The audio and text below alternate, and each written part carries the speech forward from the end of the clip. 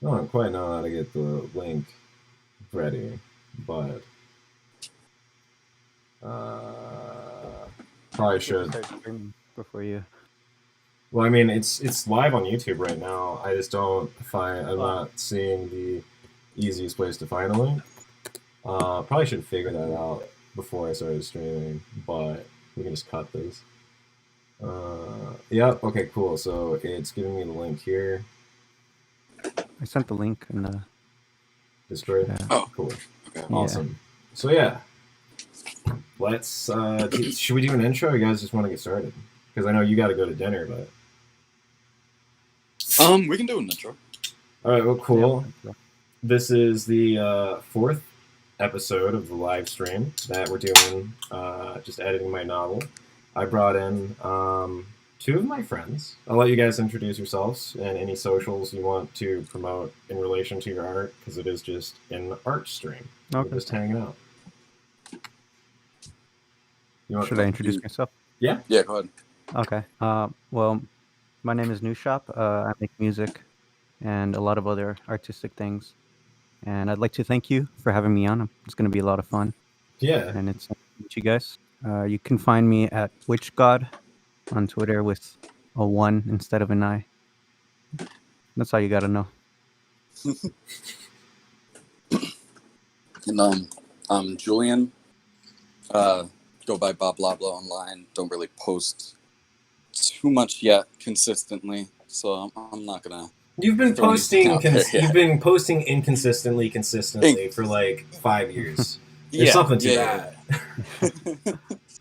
So, you know, but no, I'm definitely glad you're inviting us on so that we can just, you know, have some sort of artistic ground, have that ability to have that conversation with everybody else.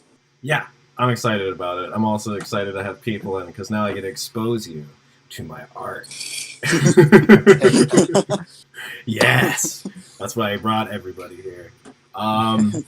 So we just got into some heavy shit.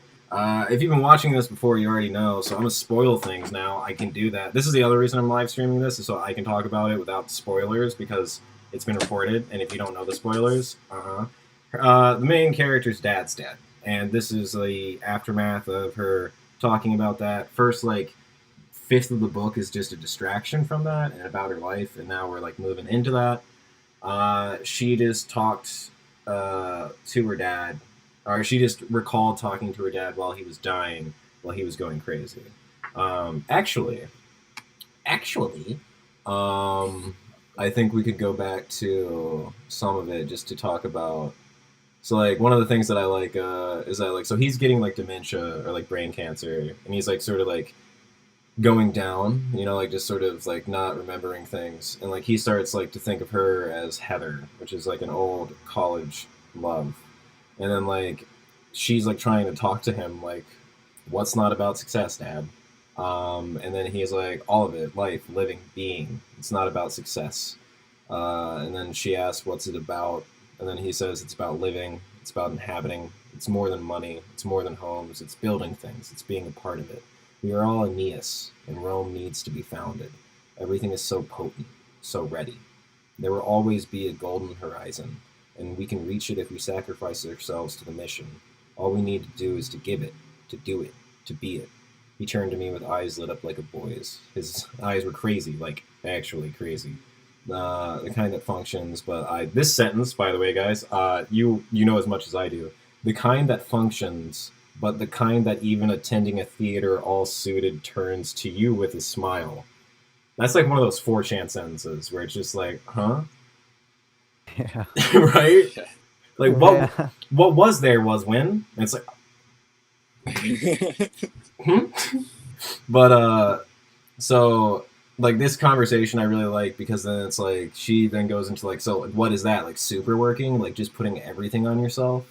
And then he quotes Camus with, one must imagine Sisyphus happy because the boulder never goes away. Better to suffer something and suffer for it well, at least to get to the beautiful view.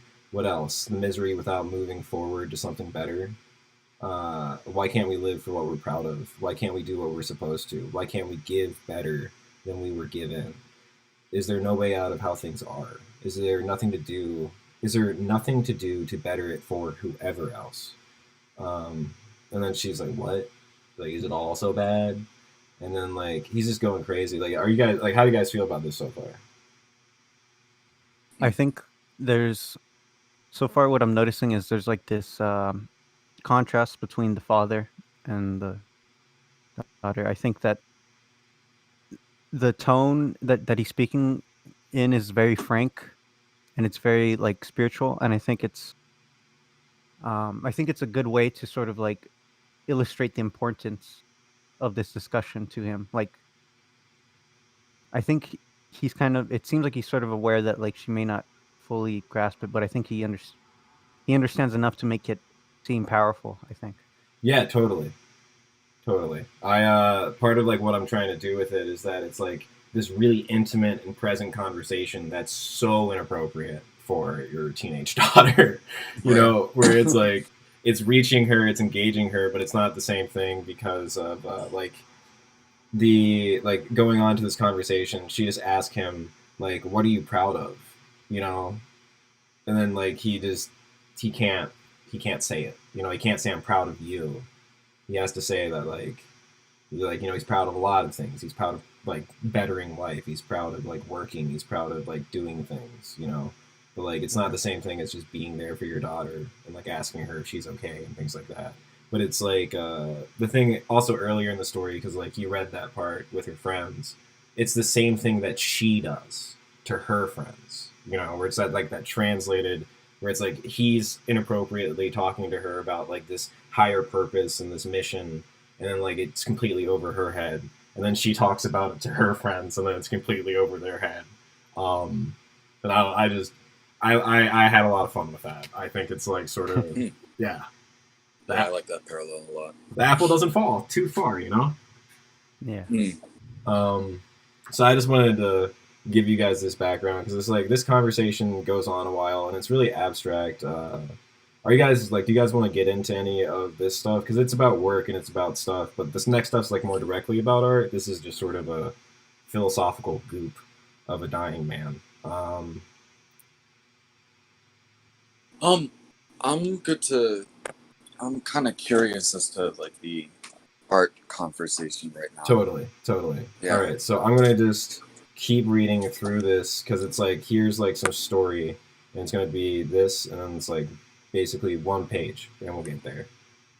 All right, cool. So I'm just gonna focus, and thanks for being here.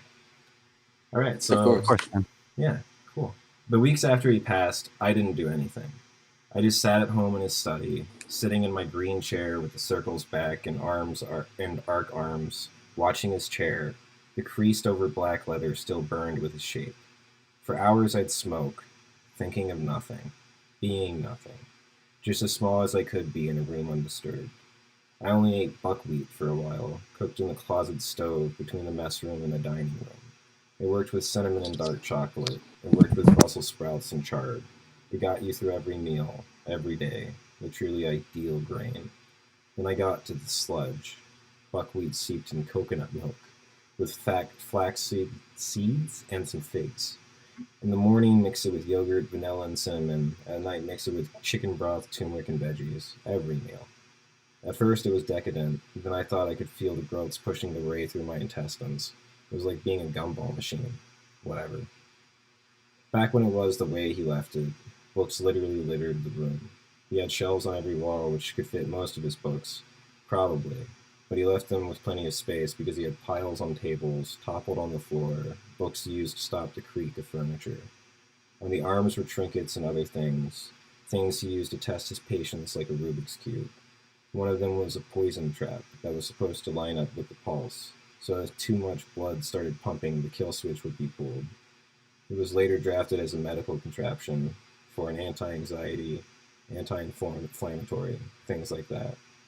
Another was a ballpoint scraper, so that the ink blots could be removed while he wrote.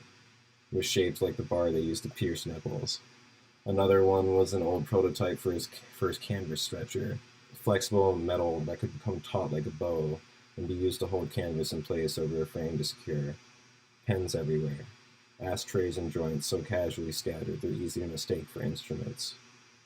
Sometimes I'd lie on his floor, looking at the ceiling, smoking up at nothing, my bare feet in between concrete and book leaf. I I like rhyming. It's fun. The days passed there with a thick lethargy, like his soul was crawling the world like we do the deep sea, looking for anything to hold on to. I wish it was me, I said again. Why? Meaning what? The door opened. Joan, do you want to come out for dinner? My mother asked, her voice younger, maybe even the same age as mine. In her hand, the drink that I've only recently seen appear as a casual accessory. I'm good, I replied, blowing smoke in the air, some of it billowing up in front of the glasses. You make buckwheat? She asked, with a tilted laugh. Her eyes flashed, sad and cattish, twinkling backwards. Yeah, I replied, digging my shoulder blade deeper into a nest of books. Perfect, she replied. The modest hippie, lesbian's beans. I snorted. Thank you. If you don't mind, I'm busy pouting, so I think I have to get back to it. I started pushing the door closed with my foot. She leaned into it with the weight of her shoulder and kept it open. It'd be nice to see you, Joan. It'd be nice to talk, to be a family. We don't have much of that, you know. It'd be nice for a lot of things, Bud, forcing the door more. Joan Lewandowski, on the goddess that made you, she screamed while grabbing the door with her free hand. Can you just get over yourself for a second and let us all have this moment as a family? You've had this room for days. Please come back to us and let us share the pain. Whatever, you fucking psycho bitch. I squealed out while bashing at the door with my heel. Splinters jutted out as the surface of the door gave way, some of them splitting off into my flesh through my socks. Yeah, I'm just doing this for me. Yeah, I can't get over myself. My fucking soul is broken and all you care about is a bottle. Yeah, it's our tragedy when you're half the reason he lost his purpose. You have no idea what she's talking about or what you're talking about. She slammed against the door with her back. You have no idea what you're talking about. Another slam. You have no idea what you're talking about. Another. Her drink was spilling out onto the floor, staining the dark wood with black patches of thin liquor. No idea. Again. No idea. No idea. The sobs she made were something awful.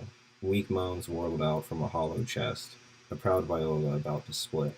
She echoed her own brokenness as she heaved out every screaming breath, shuddering against the door, just resting against it, thumping the back of her head into it on the way down. Halfway to the floor, her hand went limp and her glass fell, shattering on impact with clink of ice as they came together, and scattered away, away, away. She went all the way down. It's just so easy to cry, I bit at her. It's just so easy to throw your hands up and to be a victim to it, to give up any sort of responsibility, to push off the burden and call it fate. It's not fate. It's not something that the clouds contain or stars see. It's reality. It's what everybody else contributed to. We make the future. We're not made for it. She responded with a deep wail that broke up to a cracking whine as she pulled her weight up against the door, then fell, sobbing and breaking her breath, trying to get out anything, but only having syllables until she got out. That isn't it. You don't understand. That's not it. Well, that's not what's not whatever. I gave up pushing and just let the door fall against my mother's weight, supporting it so she could still be upright. He was dying. He was living with things he hated. That's enough to kill. We asked for things. We contributed. That doesn't mean anything, Joan, she moaned. That doesn't even mean anything. It meant something when you wouldn't listen to a goddamn thing he said. It meant something when you taught him how to be quiet and productive, to let words go and nights sit unfinished. It meant something when you said profit over purity. It meant something when you didn't love the sea. She went quiet. The air tasted of vomit. Then she hiccuped and shook, crying louder and louder until all of her words were slurred. You... how? Who? When? What are you talking about? Where did you get this from? Why? What do you think? I said, relighting my cigarette. The thumps started again. They shook into my feet. She didn't stop, just cried and hit the door again and again. I tried to say something else and she just went harder. I could feel it in the roots of my feet. I'm sorry, I promised. I'm sorry, Mom. So, that's the story part. We're done that. Now we can get into art, but how's everybody doing? Pretty good. Cool. Yeah, I really like the way that you kind of, I don't know, your choice of words is what's really important. 'Cause, you know, I don't read honestly as much, but I notice your choice of words, like even just in that last part saying "I promised" is what is really hitting at that part, you know? Yeah. What And I like, I have a lot of fun with this character because she's like a 17, 18-year-old girl. And like she mhm. had a really dorky dad. So it's like she can be hella pretentious. You know, it's like I don't know, it's like with her tone of voice, I can naturally use my like talents that like I have and like just sort of lend her that, but also additionally I get to push her a little bit further and like I don't know, it's funny because teenagers always overthink, you know, and it's funny to like kind of oh, that was an ATV. Sun's out, guns out. But oh my god, there's another. Awesome. I'm just surprised there was only two and not like whatever. Um, but yeah, I have a lot of fun with her because of that. It's like it's fun to like grow this character and to like have problems. That's like one thing I really don't like about modern young adult fiction is that it's like no, it's cool when somebody's fucked up. Like it's cool when somebody's Yeah. like working through stuff and like I love having characters where it's something hard about them. It's like I mean this character is a bitch. Like I love Joan, but like she is so mean to her family and like she's so mean to people in her life and it's like I like that that's challenging and I like that's something that she has to work on, you know. Yeah. Right, and I also like that the argument that they're sort of having is another one of those, like, in a sense, like an inappropriate, Yeah. you know, conversation that they're having. And the way that it is so interesting because it's like twisting who's supposed to be playing who in a sense, Yeah. right? Because it's almost as if like the mother's kind of just at a loss and just wants her to accept that, just join her, right? But she just doesn't necessarily want to like give up yet. Like, no, she doesn't have answers to how she's feeling. Neither, you know, neither of them do. Yeah. So Yeah. this is all that frustration just like clashing together to try and just hit rock bottom, and that fight to not give into that. But yeah, it's also it's like you know like that Finding Nemo scene where there's all those like birds at the end and they're trying to go after the fish. It's like Yeah. it's like playing that for the dead body of like the most important man in your life, whether that be your dad or husband. Yeah. That's yeah, no, I agree. Yep. Yeah. Going off of that, I was going to say that I think that a lot of the details that you emphasize in like the actions um really do increase like the tension and like the symbolism and discussion, like it doesn't feel like far-fetched from, like it doesn't just feel like nonsense, I guess. Like I feel like sometimes when I read a text it's hard for me to like appreciate when someone goes into like the details of the surroundings, or like I just don't see how it makes sense in the larger context. But I think this all like it has like this pace that's consistent, so where you kind of see this story unfolding and playing out. Yeah.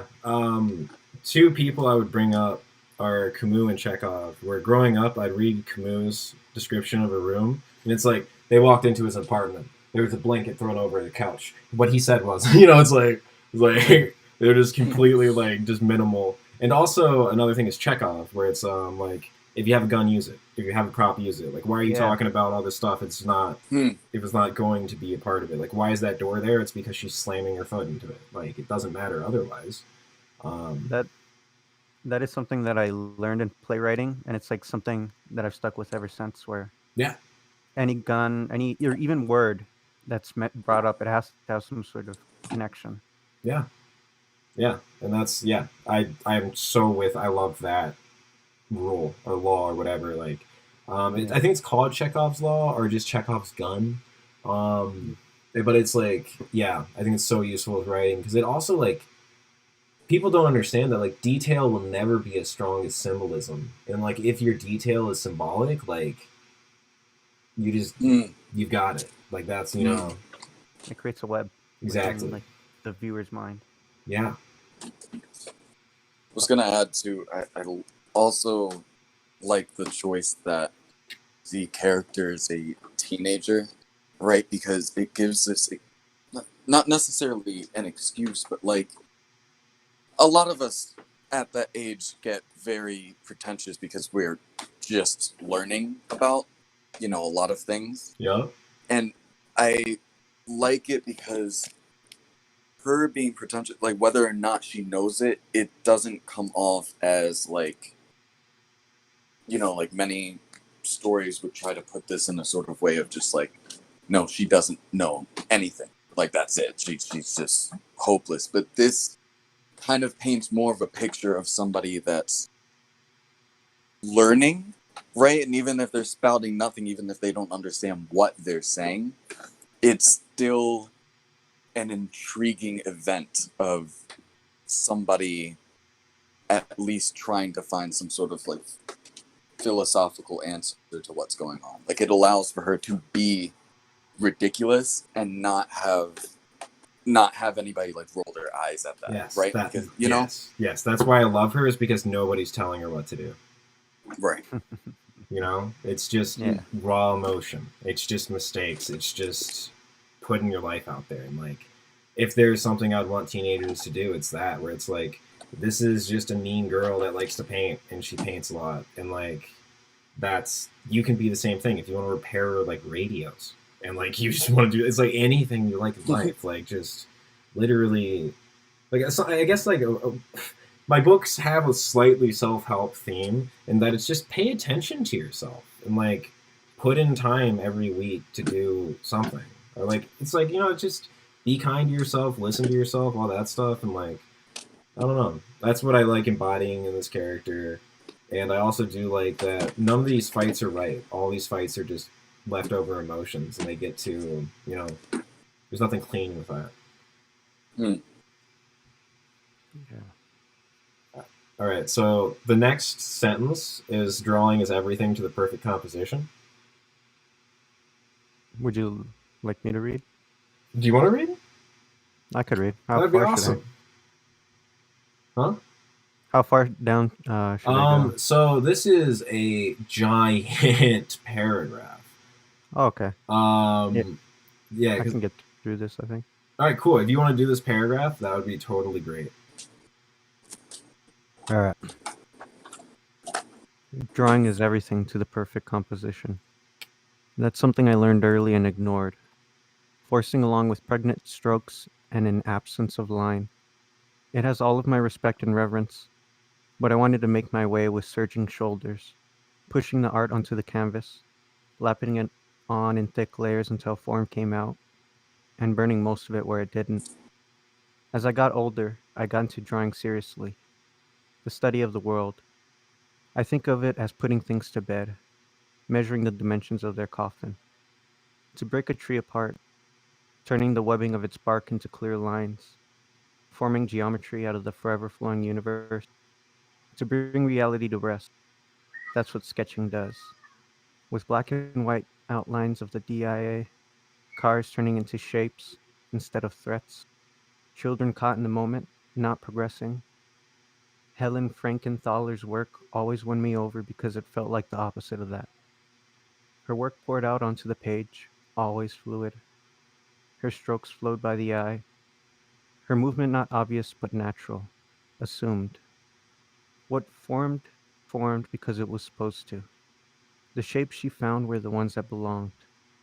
This wasn't a classic understanding of composition, or the fledgling flight of a talented youth. It was a melting onto easels and floors, a new form of creation more musical than any visual world had yet known. Her colors stood as tall as antique pillars, their appeal as undeniable as the relentlessly repeated imitations of the ancients. They say all the time that the 1900s are when we, the artists, found the way back to being children. But I think it's that we learned how to compose unpretentiously, which sucks because which sucks because the words have only become worse. It was an era where artists owned their touch and their influence over their work, the imprint that they left in their wake. Yet by doing so in an explosive experimentation, that was nothing if not personal. Each journeyed along their own path. Rothko, Frankenthaler, Motherwell, yet each found something profoundly forward that no second-rate Rembrandt wannabe could capture. They abandoned what was understood for languages we have to piece together. Like the way that we spoke as children, guessing at what ways we thought colloquialisms clicked, something that could rarely be drawn before it was expressed. Paintings were as often found by the artist as they were architected. There was a question about which was using which, the artist the tools, or the tools the artist. So I've had a difficult relationship with the elder traditions. Bosch had my undying love, and so many of them are so talented they're ethereal. But still, it is not in their steps that I want to follow, but it is their paths that I want to match. Sometimes they drew, other times they went to Italy. Sometimes they painted church roofs, sometimes theater masks. I respect all of it, but want to paint feeling, real feeling. Sometimes that affects not because you study it, but it exists and it strikes you while doing so. The canvas that immediately speaks to the imagination instead of inciting it. I don't want people to comment on my understanding or my experience in the field. I want them to describe what they see in front of them, what it does to them. Fuck theory. I want understanding. That was awesome. Thank you. Yeah, Sorry if I mispronounce any of those names or anything. Dude, you did an excellent job. That was amazing. Thank you so Thank you. much. I'm touched. I'm touching the mic, but I also am touched. Like I was. Thank you. You're welcome, man. Yeah, and I think I'm gonna do, but because it exists and strikes you while doing so, I feel like that would help the rhythm of that sentence better. Just something that affects you because you study it, not because you study it, but because it exists. Yeah. I think this. I don't know if we should start talking about this section. Totally. Um, I think that what you said about art is really. I think a lot of people who initially get into art, they're looking at like, okay, well now I need to take a class and I need to figure out how to paint a tree realistically. But there's something that I learned, like the one thing that I learned from like modern art is that like you can take the primitive approach and essentially build off of that in like a way that like gives you like your own freedom where like your tools don't necessarily control you, like the geometry or the numbers don't control you. It's more so just bringing all that stuff in afterward, I guess. I'm so I think happy. there's like Yeah. there should be an appreciation for that development. I'm so happy you're in the stream because that's exactly yes. You know, it's like I can just read this myself in my room every Saturday and just talk about it, but like for you as an artist to talk about that, you know, it's like this is what I'm trying to get to is that it's like I mean like my bookshelf's over there, like obviously I fucking love books and I love studying and I love the classic tradition. But there is something about your own voice. There is something about nativism. There is something about primitivism. There is something about whatever you want to call it, where it's like that, like mistakes. You make mistakes until you're kind of good. Yeah. Yeah. Yeah. It's I really do think that art is a very organic process, and I think that once you become in tune with your tools, all of a sudden you have like this connection with not only the world but something that feels like a higher power than you. And it almost feels like sometimes like you wonder if like how much is that higher responsible power, like how much of that is them and how much of it is me, and I think Absolutely. it is something to consider as an artist. Um, okay, so this is. I'm gonna see if I can do something quickly and see if I can find something that. Because like I totally agree with you. And the way that I put it earlier in the book is that like when he was talking to Joan and it was the dad and the daughter, they're having this conversation about like all these things that you should do. Um, and then he says that like there's all this opportunity, things could get better, and like you could get like a way out. And she asks, like, could you do that? And he says, the earth listens if you pray to it. That's obvious. The gods are always listening. But what we miss, Heather, is that sometimes the earth prays to us. You know, So it's like, Yeah, yeah. And then, that's what, what were you there saying? definitely there definitely is like the response. Like you got to learn how to recognize the responses Yeah. that you get from your questions, and like when you ask for help and guidance, there is answers. You just got to learn how to recognize them. Yeah. And like I like using the earth in tones like this because again, I'm not trying to get into a conversation about this because it's an art conversation, but I've personally had negative experiences with Christianity.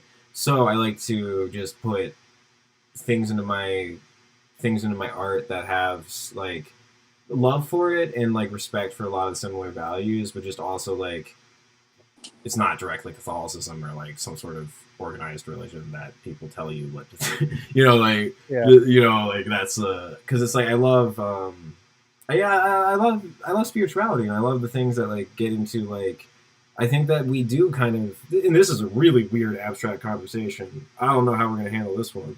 But it's like I do really feel like we pray to things and things pray back to us. Like I do feel like we have this larger mission of being grateful for what we're given and just trying to like spread love and love as much as we can. Just because I feel like that's like the fight for a better tomorrow. Yeah. I always say this whenever I get into a discussion about spirituality, even if it is on like that level where we can appreciate like the sense of our surroundings and like how the world communicates with us, and like if somebody can like recognize the same strings that I can see that like weaved all of this together, even if we may have like a bit of a different perspective, I can still feel like that tingling inside of my head that something is happening Yeah, and something important is coming. I just don't even like. I think that the words are semantic, because Yeah. I feel like it's an energy thing where it's like it's something beyond us, and then, like if you are trying to just do that, it's like it doesn't matter what you call it. It doesn't matter what you're thinking. It just matters that you're present, loving, and capable. Yeah. Yeah, I Uh, definitely feel that. yeah. Hey, Julian. Sorry, I'm listening. I know. I'm just saying. Hey, Hi. what do you think about the art part? Because I wanted to let you. I wanted to see what you thought about that too. um, I find it interesting just because I get hooked on uh certain things that you'll write, right? Like I'll be sort of reading and just will keep reading, but that one thing that you mentioned will kind of be on my head, like the just starting by just saying that drawing is everything to perfect composition is a lot of like I don't know, drawing perfect immediately grabs my attention because that's a lot of what I think about with like Right. I try to I don't know, I've always tried to encourage talking about art with friends of mine when I was growing up, right? And a lot of it had to do with just like I wanted to tap into it, what is it that they want to create, what is it that they want to express, right? Because that's a lot of what it's about. But I find that with many of them, there's a roadblock to try and just focus on exactly what you guys were talking about, like just making sure that you can draw the tree correctly and paint from still life and make sure that you understand. But it's a lot more like Could you telling imagine? somebody Could what's up. you could you imagine if this conversation we were having right now was about grammar? It was about what? Grammar. Grammar. Like it was just like, oh my god, I fucked up a comma there. Right. Like No, does but not it's matter. yeah, it's and plus like I think that was the interesting thing is that once I started to realize that people were much more focused on making sure that things look the way they should, you get lost in the creative portion of it, right? It's like the more you start to focus on the technique, like you can get far in that, but you can also get completely lost. So like a lot of my friends, as they were like growing up and continuing to practice their art, now at this point, it's almost as if they have all of the tools and they've completely lost the focus of what it was they wanted to make to begin with. Yeah.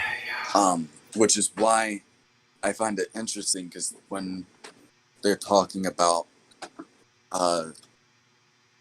these art styles that are more formless, it's interesting because it's somebody that isn't afraid to make those mistakes because they just want to get it out there. They just want to create and express that feeling. And I find that interesting because like that sort of motivation to do so can get not necessarily killed off, but definitely, It can get lost. Yeah. I mean, something about it is that it's like I don't like it's so frustrating to be creative, and I don't know if this is how you guys experience it, but like as a poet, there's this idea of just like, it's like, well, what are you doing? How are you doing it? This conversation about technique, all this other stuff, and like all this stuff. You guys are looking at this book. This book is made because I love people. Like this book is made because I love visual artists. This book is made because I love people who are like, kind of like complicated. Like they're figuring themselves out. It's not made because it's like I want to, like flex how fucking great I am at technique. It's just like literally it's a labor of trying to realize something that it's like I've never been a painter in my life, but I want to give something to them that represents somewhat of their feelings. Like that's the point for me. It's not like the point of like, whoa, I did that so well, or like, whoa, like this is fucking rad. Right. I don't Yeah, care that's if it's even you trying to stroke your own ego on like figuring out how well you can portray No.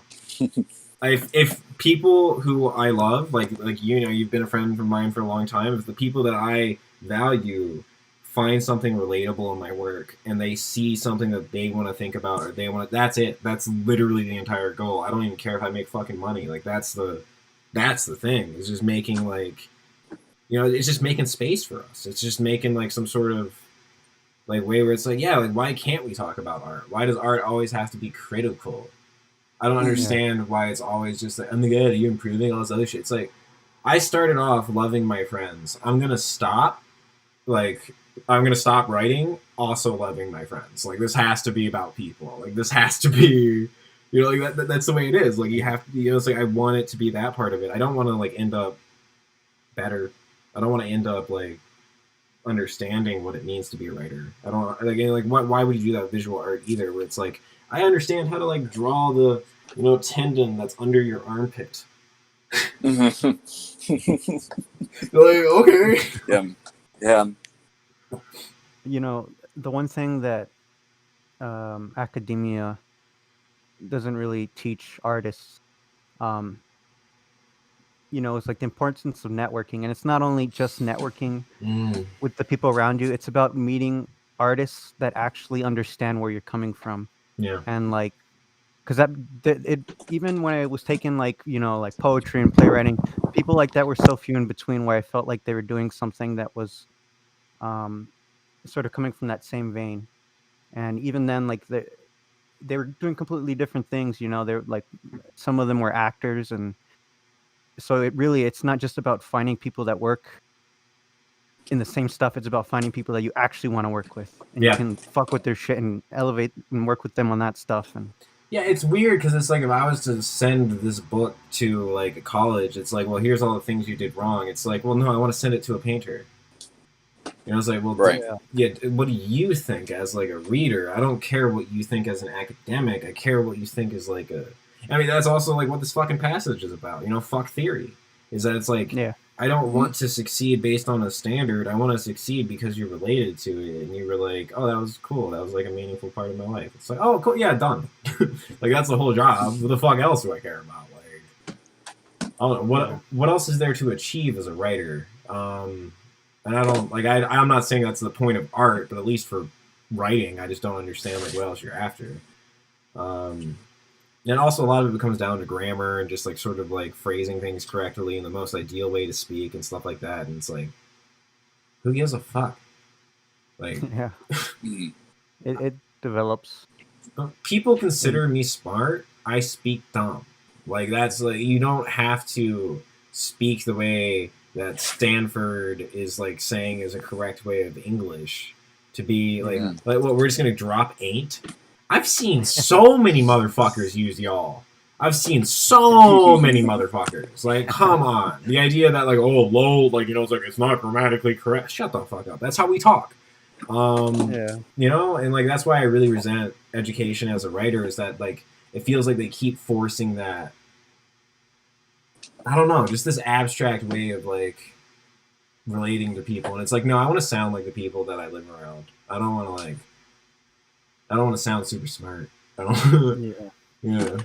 Because at that point, it's like you're not using your own voice, and it just comes off as like a farce. Right. Like if you aren't using the words you grew up with, then everything you write just comes off as like fake. That's an interesting point. Yeah. I mean, if you're not, There's a way to like develop like your language, but you need to learn how to like the syntax has to be there for you. Like, and that syntax usually has to correlate with the rest of the text. we You know? don't usually use 4-syllable words. Yeah. So like if your writing style has more of that, or if it has like more stuff, like I already like I love studying. So something that's also strange for me is that like it's like I have a very Russian influence in a lot of my writing. And Yeah. that just comes from like loving those books, but it's not like it's a technique, it's just like it's a wearing off. Like, it's like this is the tropes they have in storytelling. I'm going to rely on that because just a subconscious like comfort thing. But when it comes down to like, well, these tropes work because they're architected correctly. It's like, why? So if 23 Black just won on the roulette table, why would you bet on 23 Black? That's my problem. Yeah. Because it's like you can't just repeat the same thing and expect to win again. Like you have to keep challenging yourself, keep being open, all those things. Yeah, definitely can agree with that. Awesome. Yeah, it's like I don't know. I always find language too really interesting because the point about like you need to speak exactly how you would, right? Because otherwise it comes off disingenuous, like you're going to lose what it is that you're trying to say, to begin with. I don't. So like, okay. Do you guys want to get into a complicated conversation right now? Because we're all human beings. Yeah. I'm down. Cool. So like now we're just gonna get into some weird stuff. I don't know what the fuck my authentic voice is. Like I don't know. Like I'm a really smart guy, and like I like read a lot of books, but that doesn't mean that I speak in a way that sounds like I went to college. It's like no, I love high culture, but that doesn't mean that like, hello sir, how are you doing today? Like what would you? Or is it going well? Are you like what? I don't like that's not my tone. Like I like Right. I'm mean, like I go around the street, like I walk around my fucking city, like I'm used to just immediate reaction, like what do you need, what you going on, like what all this shit, like somebody asks me where I'm from, I don't answer, like all that shit, it's like I wouldn't give up that side of my life just to be educated. I wouldn't give up that side of my life just, and it's like weird because it's like which one is authentic? It's like neither. Like neither of them define what I'm experiencing because there's not just like I feel like you're supposed to be put into a box where it's like you're supposed to be somebody who is speaking correctly, well educated, or you're supposed to be somebody who's like just trash. And it's like, what if I'm trash with a fucking mission? Like, what if I'm trash with a drive and like the ability to do something? And like, I don't know. Yeah. I mean, some of the best artists are city rats, Yeah. And that's something that I think should be emphasized. Like, there's so much merit to those processes where, like, even if you have this guy who's just constantly on like drugs, stemmed out of their mind, and like, constantly writing and just getting into like this mode. I don't know. There's just so many other ways to explore reality. So thus, there's just so many other ways to like write and express it. Yeah, and I just get it's weird. Like it's weird the idea of what words do and don't belong to you. and like it's just weird that it's like because then again you can get the conversation of y'all where it's like I Yeah. literally have seen professors and journalists and people who have like 2 degrees say y'all, and it's like what? So we're just gonna make fun of that for like 60 years, and now it's like, oh, that's just normal. It's cute. It's funny. You know, it's like it's just it's weird to me like that this idea that it's like you can judge the way that people talk until it's cool. And then it's like, so do you guys understand that the way that you talk is a construct or no? Because like they won't. It's like English is always changing. This is the reason why I really side with the street over the school. Is that bet's way more important. Bet is way more important than any word like serendipity. I don't even fucking care about that word. That's true. You know, bet Yeah. every day, every fucking day. And that's why it just gets weird with English, where it's like, so you're gonna tell me that serendipity is more important? I don't think so. I really there's what's the use? What's the count of like people doing that? You can probably check the trends somewhere. You know, and like it's like I don't like it just doesn't seem that valuable to me. But that's correct English. That's like high class, like smart English, and it's like really like Right. it doesn't make me feel smarter because I use words like that. Oh my god, you're so surreptitious. You know a better way to say that? I don't trust you, motherfucker. Like it's the same it's the same sentiment. And then I actually understood that last one. You know? Yeah, right. You know? And I think Were you it's saying? like well, like I think because it immediately makes me think of just music, right? Where like a lot of people like to talk about like, oh, like I love lyrics, you know, like I'm really into listening for the lyrics. It's about like the story that's being told, and the music ends up being interesting, but at the same time, right, the lyrics are sort of not necessarily nonsense. It's just you have to chew on it a bit. You have to figure out what even are they saying, if there's anything there. Yeah. But on the other side, right, I always say that I like lyrics, but I like them in a different way of like, I don't fucking know any, you know, ridiculous 4-syllable sort of word. I'm looking for more of like, because what comes to my mind is just artists like Amy Winehouse can just use very simple, you know. I'm just gonna put something in here. Keep talking after it. Tell my PO I said fuck him, bitch. I'm fresh off of papers. You know, so yeah, there you go. But it's like I always would listen to like Amy Winehouse songs and just be like, I listened to that song the first time through and understood exactly what she was saying because she's not trying to sound, you know, like she's this intelligent person that's been, you know, studying the English language for. No, she's just literally, it's a diary. But the reason why it hits is because she is taking her time with what words she chooses, how she explains the narrative so that you get that complex understanding of like, no, this isn't just a song about being sad. We would hate the most talented person in the world if we couldn't relate to them. We'd hate them. They could make the most beautiful music, and if it had nothing for you to relate to, it would be so weird. It would be so weird. They're just like talking about like it's like, oh my god, I was born in an airplane and now I can like farm anything I want to. It's like I don't know your life. Like I literally, who the fuck are you? Your music's good, but I can't relate to it. Meanwhile, you got somebody like Britney Spears where it's like, bitch, I am you. You know, like just everybody, you know.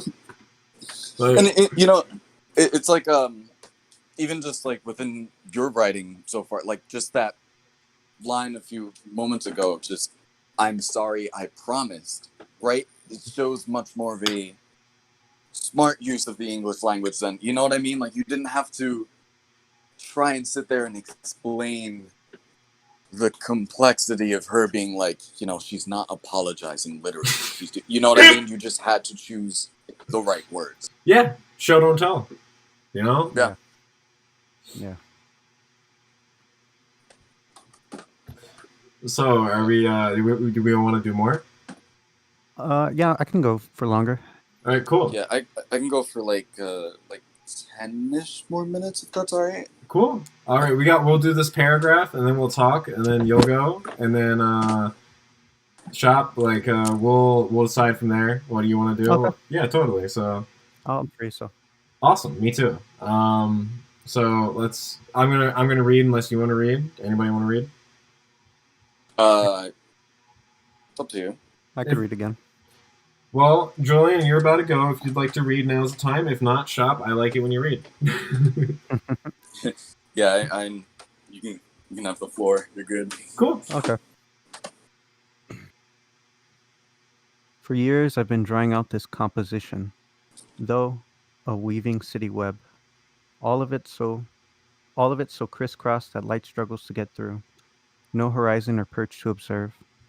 All of it in an ocean of moving scenes, mostly concrete with a dash of field here and there. The forefront clicks together on a cubic angle, a broken street corner with a decrepit grocery store. The asphalt bucks the street lines, cracking through the chalkish yellow. Behind the block with the grocery, a block of fixed up Section 8 apartments. Behind that, low rise apartments. Then businesses. Then invisible nice neighborhoods. Next, high rise apartments. And finally, skyscrapers. On the block with the broken sidewalks, Detroiters. Two people slumped against the wall of the grocery, paper bag in hand, smoke being passed between them. They were dressed in baggy workwear, thick hoods pulled overhead, silhouette rounded from brow to boot. A woman at the bus stop. She had a large bag and a two-part look, one far off down the road, the other an instinct, an inner alertness almost unique to DTW. A car swung by, missing a bumper, but with license plate in the back window.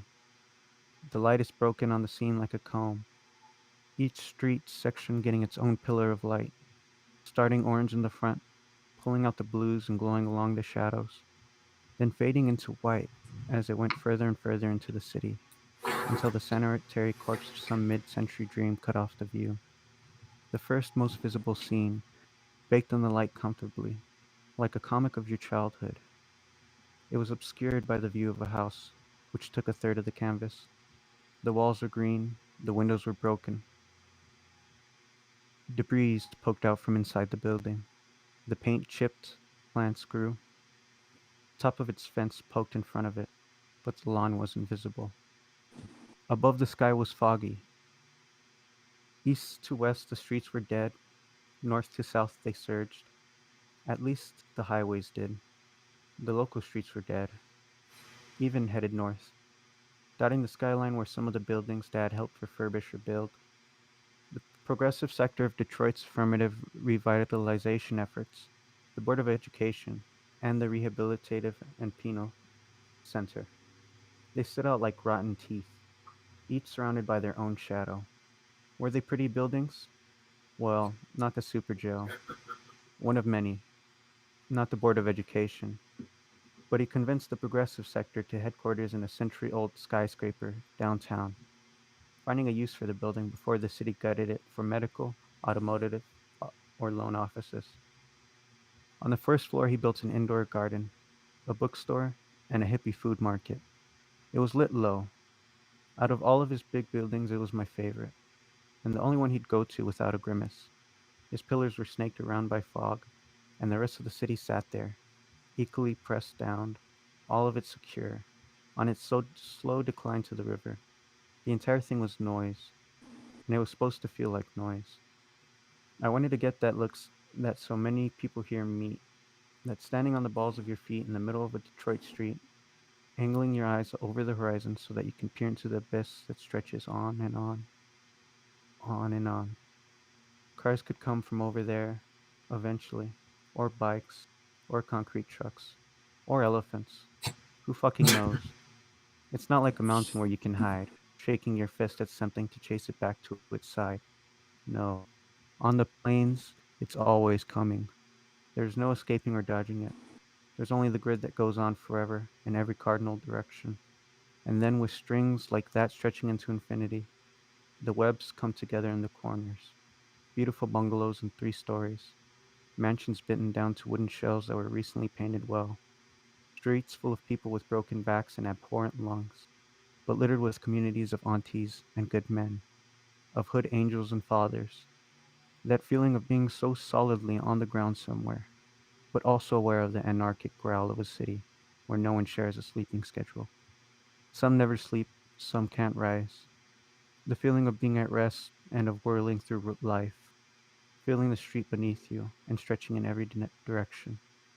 That feeling of being home with nothing but vulnerability, but home. Fuck Very yeah. good stuff. Thank you. Thank you. Um, I think the way that you illustrated the city was so well mapped out. Um, how you sort of went into like there's like the low Section 8 housing, and then you get to these like I'm trying to look for you get to the low rise apartments, then the businesses.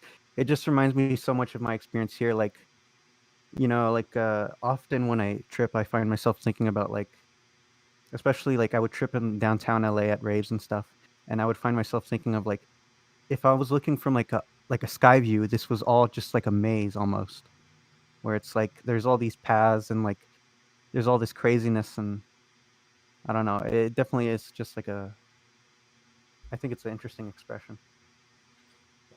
Thank you. I really like it, and one of the things that I like is that so the dad made his money through the prison industry, and the reason why I did that is to talk about cities this way and to talk about the structure of our cities and all of these things because it's like if you have a real estate mogul and if you have prison industry money, you pretty much have a map of American cities. Like you pretty much have like what a lot of the construction is, where it's it's like it's strange, and that's ultimately like where the stress of him going crazy and like losing his mind comes from.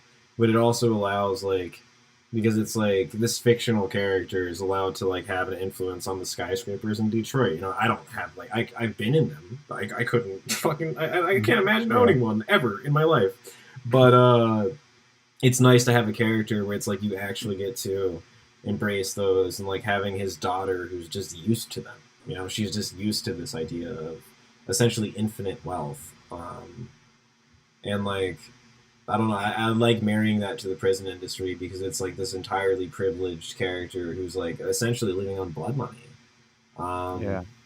Yeah. I don't know, like I feel like that really does get into a lot of the vibes in our cities, where like a lot of it is like this sort of I don't know. It's so weird to see like is this a city Wyandotte? I feel like there's a Wyandotte somewhere, maybe like a Montana or a Wisconsin. But like the thing is like why does that have to be a tourist town? Like why is that the downtown where you go in to just get drunk and party? Like why aren't cities built for people? Why aren't they built for libraries and farms and like educating your children and like all that stuff? Yeah. Like that's what we're supposed to do. Why are we having fun all the time? Like why are we just weird? Yeah. And the when you went into like the how most of these buildings weren't pretty, but the one for the progressive sector ended up being his favorite because of he was able to create something that was actually beautiful, and it is sort of like ironic that that was for the progressive sector headquarters. Yeah. Uh, but the way that he sort of goes into like the father's appreciation for that building and how it soon became like their favorite almost.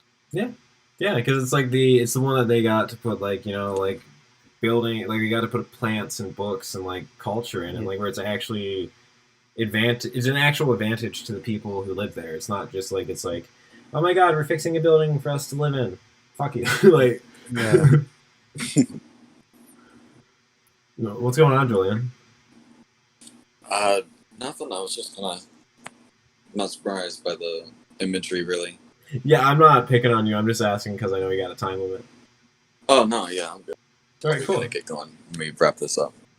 Cool. I mean, you can leave whenever you want. I just want to make sure that if you want to talk about anything, like, you're more than welcome to talk about anything you'd like if you want to. Otherwise, I totally respect that you got your own life. Like, yeah. Yeah.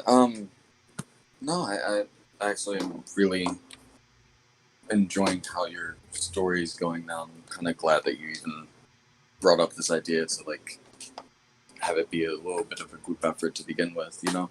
Yeah, I think this is fun. I think this is so cool. Who else is doing this? I don't know. Right. Right? Exactly. Yeah. Right? Yeah. People should be.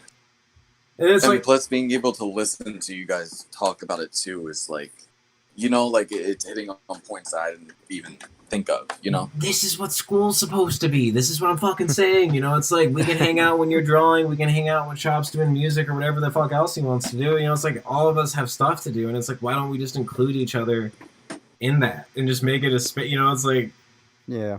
these are the people I like. This is something we can do together. I mean, we're reading the book, but also it's basically a starting point for us to just talk about whatever. Certificate. Yeah. Yeah. You know? It's been real nice. Yeah, I'm having a lot of No, fun. I agree. Yeah, so it's like the reason I'm just bringing it up, like, so this is also a live stream, but this is just some back end stuff. You guys want to start your own channels? You guys want to do streams whenever? Just let me know. I will be there because it's like I think it's really cool to just support each other in the space of art, and also it does, you know, you learn so much, you know, because it's like if I was hanging out with you guys when you guys were doing whatever you guys do, I'm gonna learn a lot of shit that way, you know. Yeah. Yeah. I've definitely been planning to. Well, obviously, I've been doing the YouTube stuff more often, Yeah. and I would like to definitely get people from the Cineplex involved. I'm trying to like come up with ways to sort of, because I feel like everyone has like their own individual like. Is that a private or a public group? I'm drunk now, but like, what is that? I mean, it's sort of public, I guess. I've talked about it sort of here and there, but Okay. yeah. I think we're just waiting to go fully public until we have like things going on, you know. This is something. Well, it's more so like my goal, I guess. I've just been sort of. I think it's important that I uh, just sort of interact with everyone else and try to collaborate and create like those sort of moments for people to see like what we're capable of, I guess.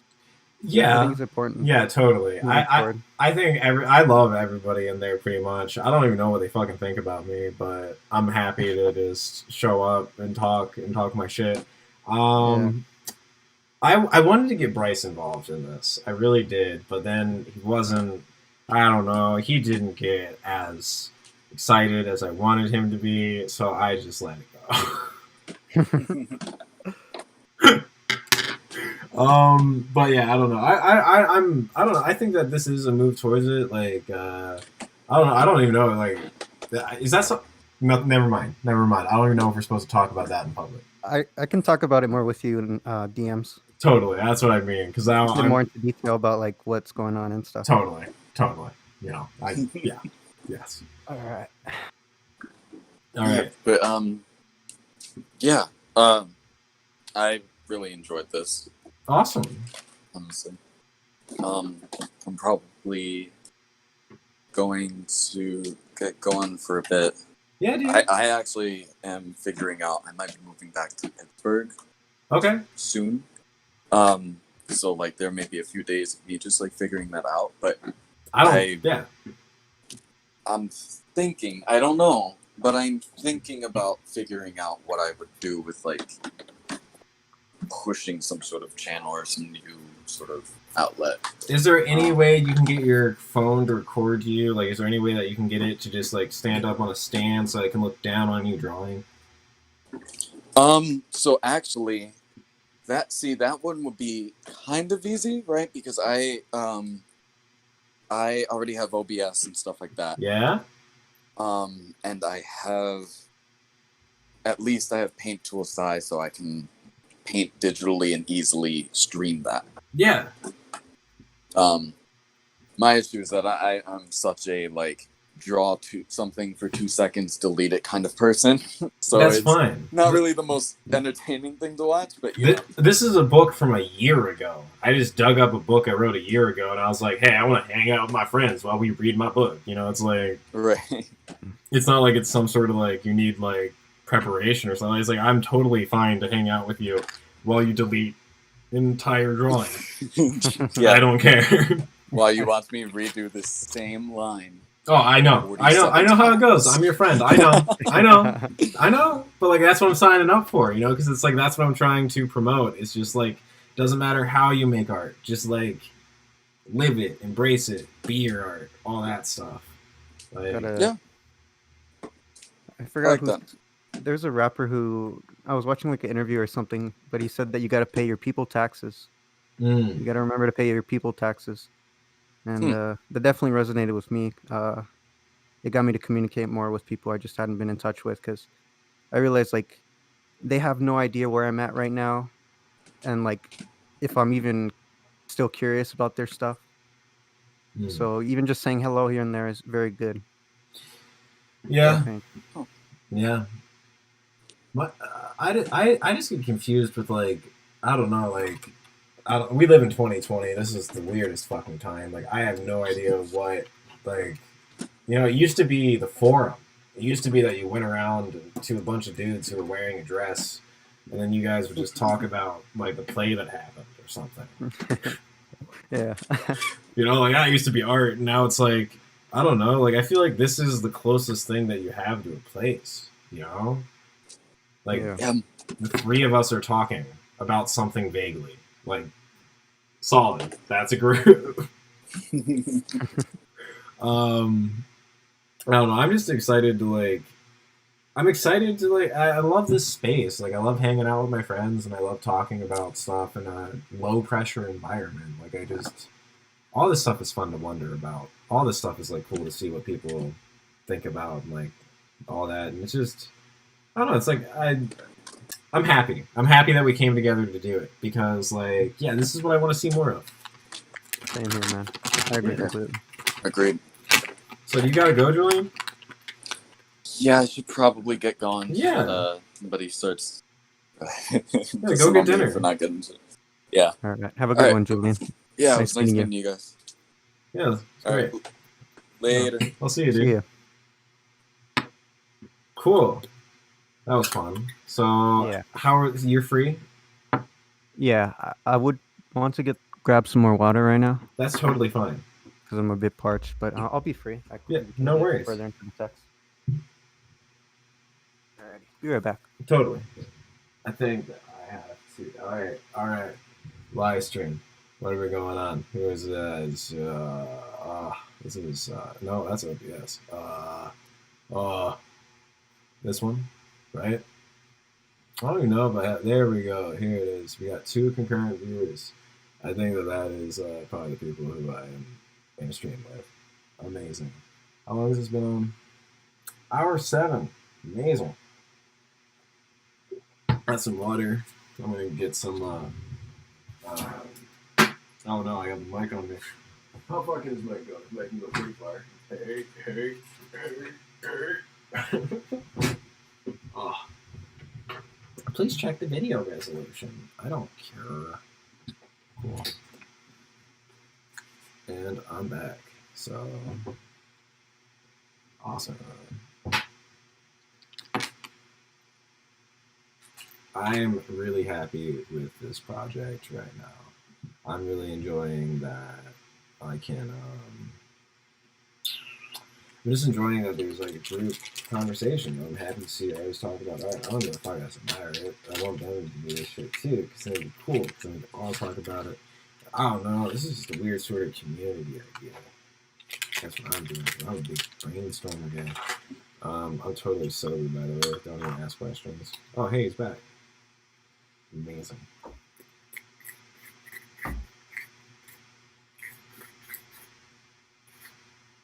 I'm back. Awesome. Hey, welcome back. Thank you. Yeah. So now it's me and you, which is cool.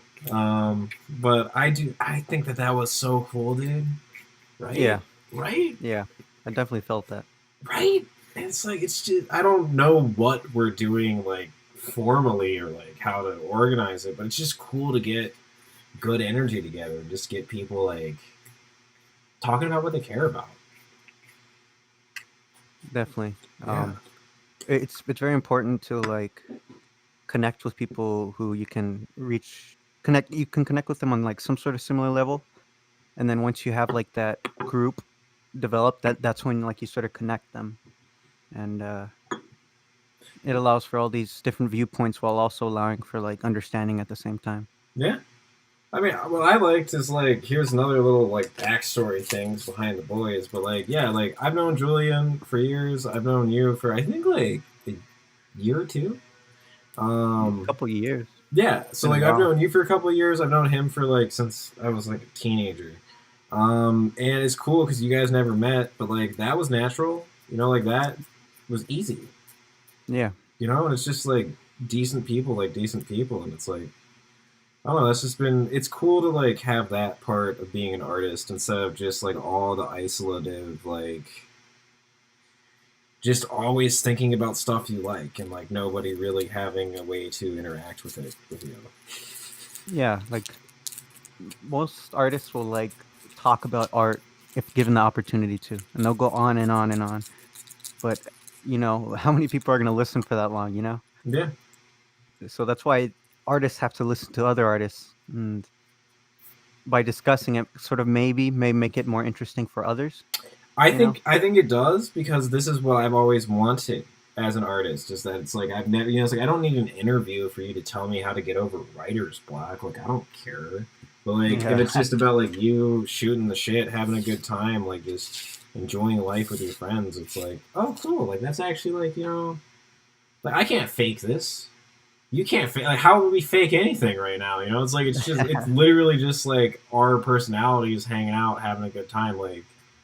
I think that there's something so much more revealing to that than like a good answer. Definitely. There's a lot of ways that we can take advantage of like this age, like this age of information and like access to others.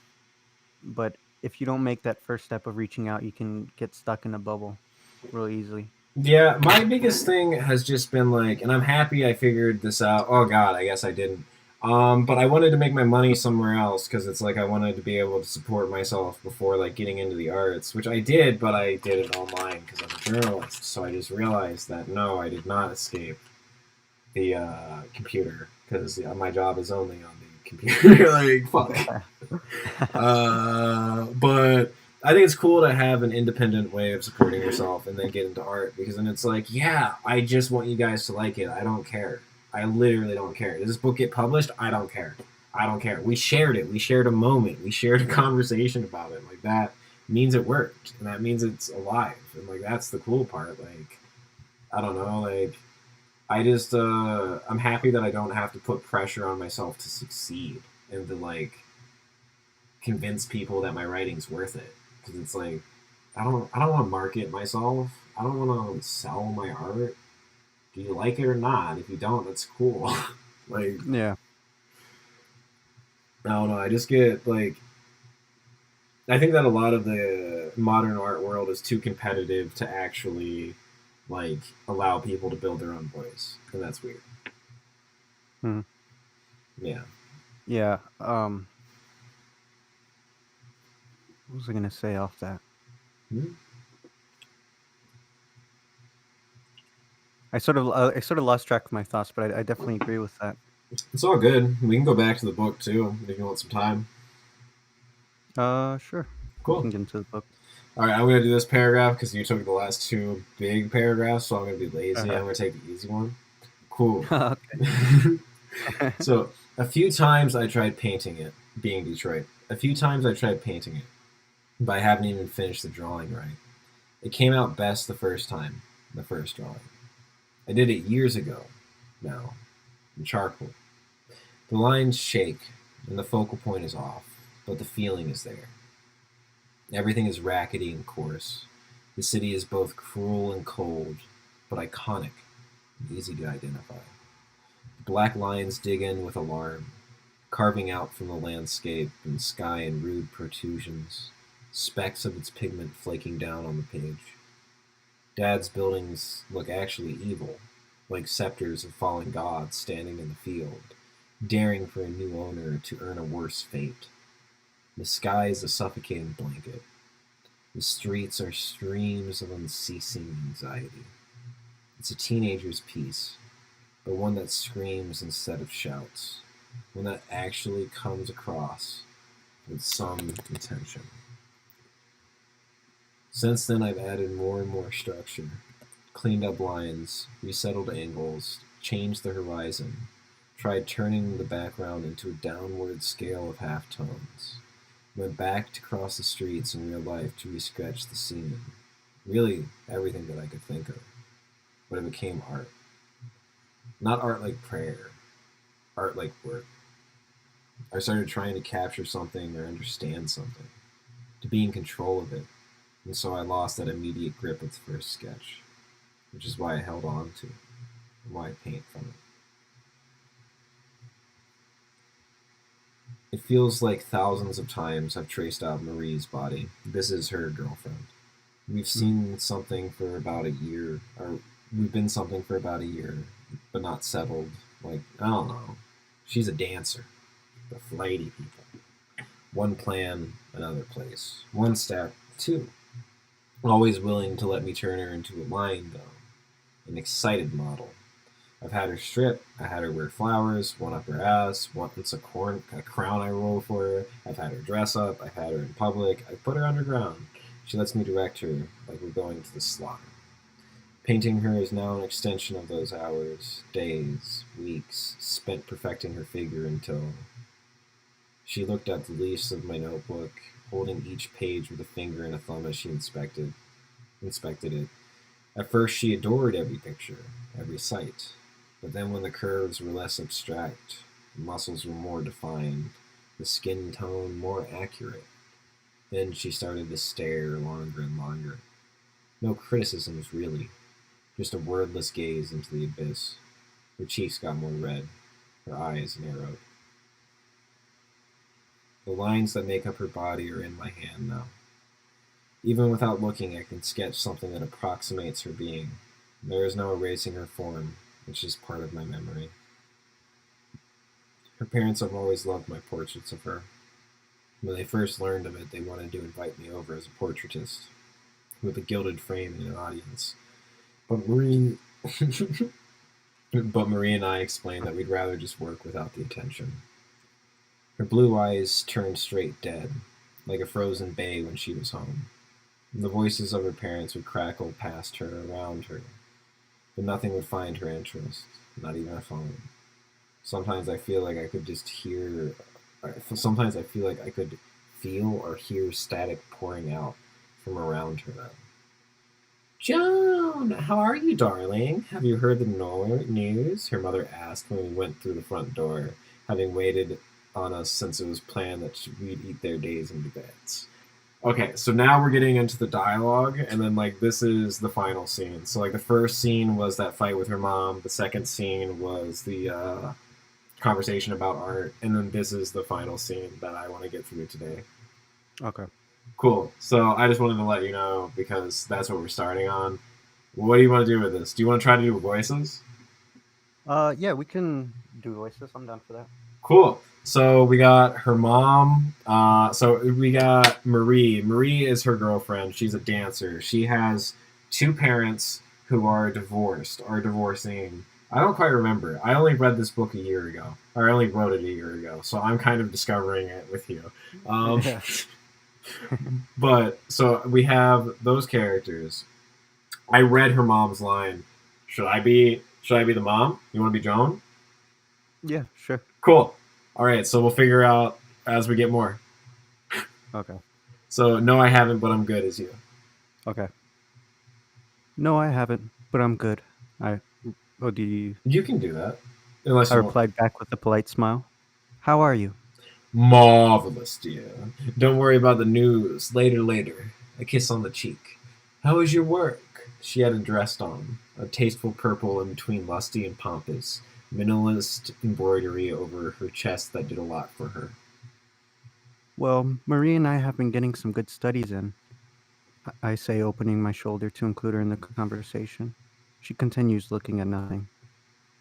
Breaking down light in new ways, trying to get out of the studio feel and really capture the sweat of the moment. You know, the fleshy reality behind such artistic composure. What a noble thing to embark on, Elise. I don't even know what the fuck that name is. Marie's mother replies. She doesn't even glance at Marie. It's exciting to see you talk with such confidence and interest in it. You've got a good head on you. Yeah, I said as we made our way to the kitchen. Everything was that rich, dark, liberal interior. Black marble counters and wall accents. Oh, I was just getting into it. I didn't know if there was another quote. Oh, no, no, no, no, no. Yeah, that's your paragraph. We're just doing Oh, it okay. that way because it's easier. Okay. Black marble counters and wall accents. Rich red wugs, white walls, things that look simply expensive. Like bookends with no features that value around $200. The ceilings felt low, the space too cozy, like calculatedly cozy, but obviously designed with no input from a grandma. Thanks, but I'm still figuring out what I'm doing too. Like every kid, you know? It's all just trying until you get stuck there. Elsie laughed, looking at her ex husband who sat there reading a paper. The paper. Physical. There was also a clock with a face. Too true, she said. Too true, Joan. So do you want Jim or should I be Jim? I could be Jim. You can be Jim. This is the next line, right? Yeah. Oh, hello, Joan. How are you? Jim, Marie's father asked. Have you heard the news? Oh, And this is mine as well? yes. Yes. Okay, okay. Yeah. So just let me. No, Yeah. Okay. Cool. no, I haven't heard the news, but I'm well. How are you? I replied. Elsie took the seat at the head of the table. Jim was on one of the two seats that were on the same side along the length of the table, in the chair furthest from the head. Marie sat next to Jim. I took the queen's seat. Oh, I'm good, good, he said, sipping coffee. Trying to wrap my head around some things. But that's all we can do. Hey, is it about the news? I asked. Oh, never mind the news, he replied, folding up the paper and looking over at me. How's everything? How's your painting? How's the reading? It's going all right, I said, working on a few studies, thumbing through Belly. Belly, hmm? Italian? He asked, sipping. Elsie laughed in an ugly way. Her vocal cords began strung thin and long, the voice piercing up into the cruel tone teenagers use. No, no, French. She swung into the breakfast room with a platter of freshly cooked foods, advertisements of domestic aptitude. Russian, I replied. Oh, all right. Interesting, Jim said, rolling his eyes around the lower ring of his eyes, Mhm. trailing them back between myself and Elsie. How does it read? He's good, you know. Pretty stuff. One of the Russians who dances around suffering, I replied. Oh, I hope that's not too sad. But I suppose there's a mood for everything. Marie used to watch this series about Tortov with no sound. He was a thin man with a good hat who did a lot of things in surreal landscapes. Was I supposed to read that? Yeah. Yeah. So you kind of took Elsie's voice. I'm totally Oh, good with it. You can just keep reading. I'm not trying. You got a good pace. I'm not going to interrupt it. okay. Yeah, I like Um, it. So like, unless you want me to come back, I can come back right now, or you can keep going. so where were we right now? We were at We were at Elsie. Do you want me to say Elsie's line, or do you want to keep going? uh it's actually he's just gorgeous and light, right? Yes. Okay. Actually, he's just gorgeous and light, I said. His style reminds me of clouds or smoke. Marie and I listened to an audio recording of the book while we were practicing. Their daughter sat at her plate, eyes completely dead, shadows resigned over her form, brow breaking onto cheeks, nose to chin, chin to neck. Color in her face was sparse. Well, that's refreshing, Elsie chimed, serving an egg on every plate. Then two to Jim. She also had broccoli and bacon to dish out. How interesting, Jim offered. So a really scenic Russian author, someone who just picturesque stuff instead of all of life coming to naught. Yeah, kinda. I took the fork Elsie handed me and started to play with the broccoli. More urban and operatic. Balzac. Oh, I got it. That's interesting. How did you get into him? Jim said. Elsie gave him a split-second stare. Under her brow, mouth slightly open, her pupils dilated slightly, like a shutter. Dad has a copy of Petersburg in his library. He didn't like him too much, but thought the book might be a masterpiece. It's one of my favorite books. I bit into a kebab of 4.5 pieces of broccoli and got a mouthful. That's nice, dear. It's really just special to find things through people who love you. How is tennis going? Elise said, finishing the plates with toast and homemade jam. Good, I answered with messy lips. The start to everything was a bit uneven. Bad leadership, rah rah, but we're coming around. The bacon crumbled perfectly under the fork. How do they have you doing that? Jim asked, mixing toast with coffee in his mouth. It's just going on till I drop out, I said. Oh, I forget, Elsie shouts, slapping her napkin on the table, then bolting up. Does anybody want coffee or tea? Yeah, I'll take a coffee. Black, I said. Refill, Jim? Elsie asked. Jim nodded. And you, Marie? She slowly looked up to her mom and replied, Ginger tea, please. Of course, dear, Elsie said, then whirled back into the kitchen. So what about this? They have you still running the team? Jim asked. Yeah, it's fine though, I shrugged, continuing to eat. It's nice to see the team and it's good to leave people on a good foot. Still, it's not your responsibility, or it shouldn't be. Especially since you haven't been attending classes, right? He felt around for cigarettes, then he put his hands at his sides. Elsie came back in, dropped off a cup for Marie, herself, and I in reverse order, then poured coffee for myself and Jim, then set down a kettle for herself and Marie. Here's everything. Continue, she said, flattening her pants as she sat. No, I haven't been in class, I admitted. So what have they been having you do? Elsie asked before a nibble of toast loaded with jam.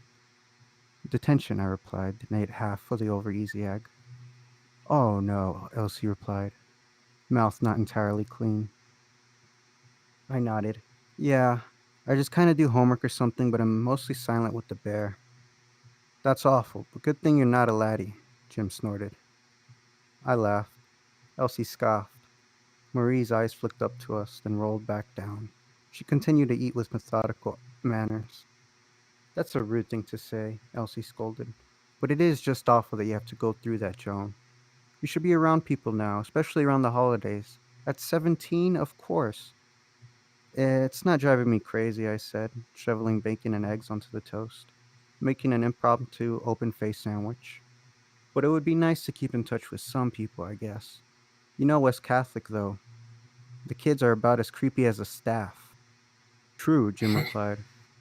I remember one time I was driving by a baseball game, and I swear to you, as I rolled by, I saw this child with the home jersey on rotate his head backwards.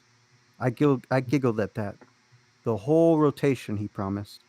Oh, hush, Elsie said. But the people are uppity, that's for sure. I remember the conversation.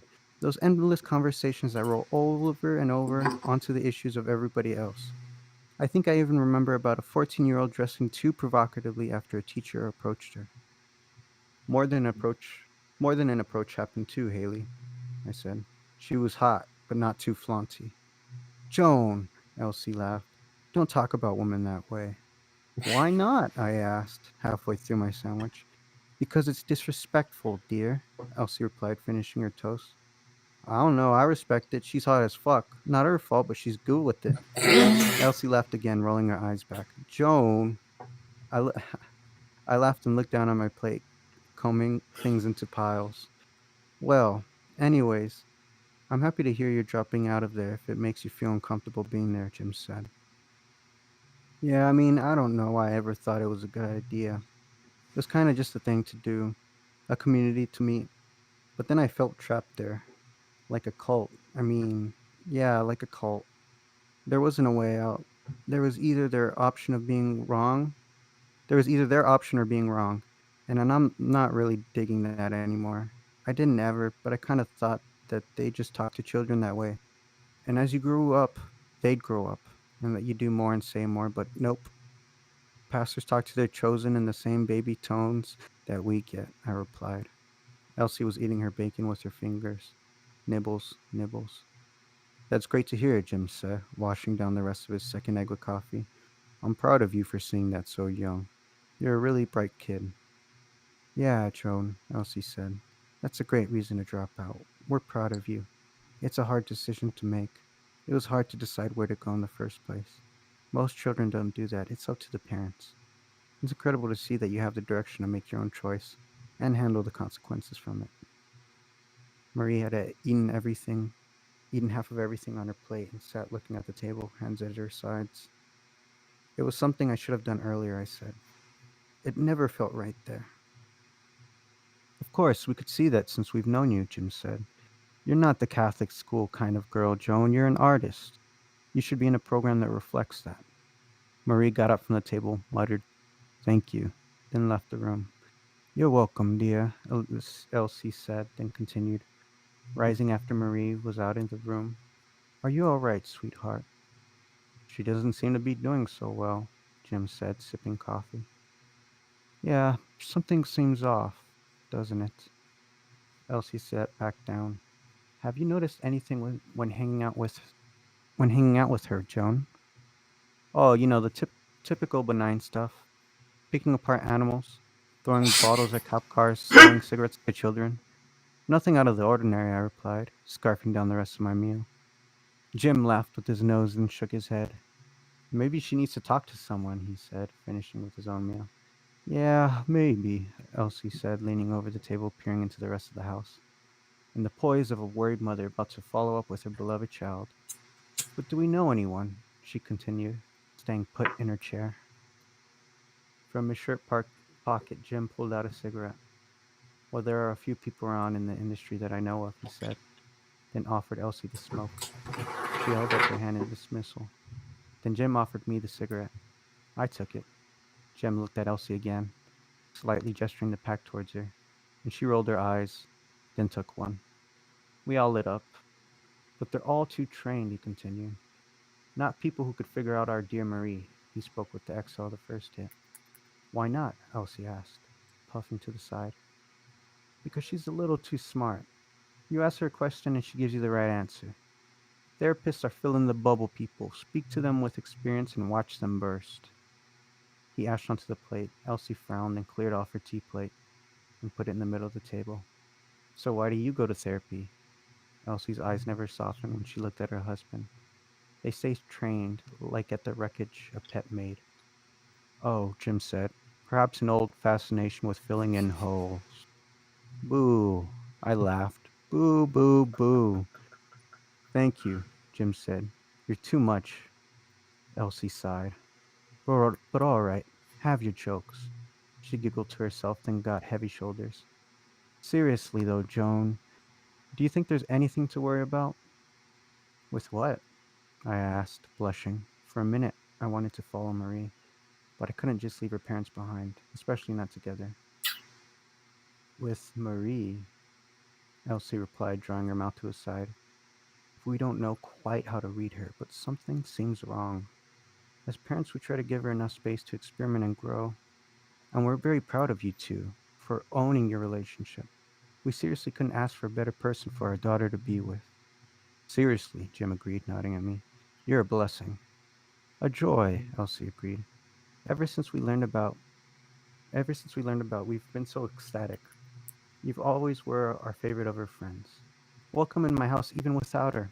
Even if you guys weren't dating, you just need to knock on my door, she continued, as my face burned. Absolutely, and mine as well. You're never without a place to stay, Jim said.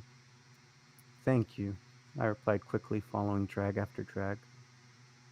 But even with that, it's been like she hasn't found a place to express herself with us. We can't figure out we can't figure it out, but she won't respond to our questions. And she really just does everything herself. We've been thinking it's a teenage phase, but it's so hard to tell. Elsie put a hand against her head. What to do? We keep blaming ourselves, but is there something we're missing? A child doesn't want an equal as a parent. It's an uncomfortable reality for a lot of the liberally minded. Most kids want a superhero, All want resistance. When parents force their children to be adults, to explain and express themselves, to take away expression because there's nothing to say that's not approved of. So the child flounders. It wants to express difference, protest uniqueness, but instead of getting motivation from the challenge of their parents, they get applause. When learning to experiment, nothing is more terrifying than simple support. No, I don't think so. I started. It's a difficult thing to do, reaching a child. I think Marie is really taking her time to herself right now, like a cocoon. She just needs to space. She just needs space to find herself, make her own life, all of that. Okay, Elsie said, sipping on her tea. You don't think there's anything we can do? You can go to her dances, I explained, looking at the table. We asked her about it, but she doesn't want us to come, Jim replied. They should have went away. They should have went anyway, even past the tantrum, just to prove that they care. No matter how she expresses herself, that she is more than her words. Maybe just come with me sometimes, I offer with a shrug. No, I don't think she'd be comfortable, Elsie replied, piling up the plates. Yeah, she'd probably be a bit surprised by that, Jim said, ashing onto our little pile. All right, I said, looking at my hands. Have you had any sales recently? Jim asked, cracking his neck. Mr. Hunt's really enjoyed the piece you made from the burning horses. It's hung in his waiting room, lined with flowers to match the colors in the piece. Really nice setup. Yeah, I replied. There's this big dude whose head was lost in a hat that wanted a scene of naiads that I eked out in the spring. A woman who wanted to study the feral dog packs that I've done. The one that maps out their movement, that abstract piece. The one inspired by your favorite, Frankthaler, right? Jim asked. Well, I don't know if she's my favorite, I started. But yes, I've placed it. Yes, that one is perfect. So glad to hear that you were able to find it a home. It deserves one as much as any piece. Thank you, I said. It really is quite something if remember, Elsie said. The green map with those abstracted paths of orange, yeah? The orange like construction vest strength? Yeah, I laughed.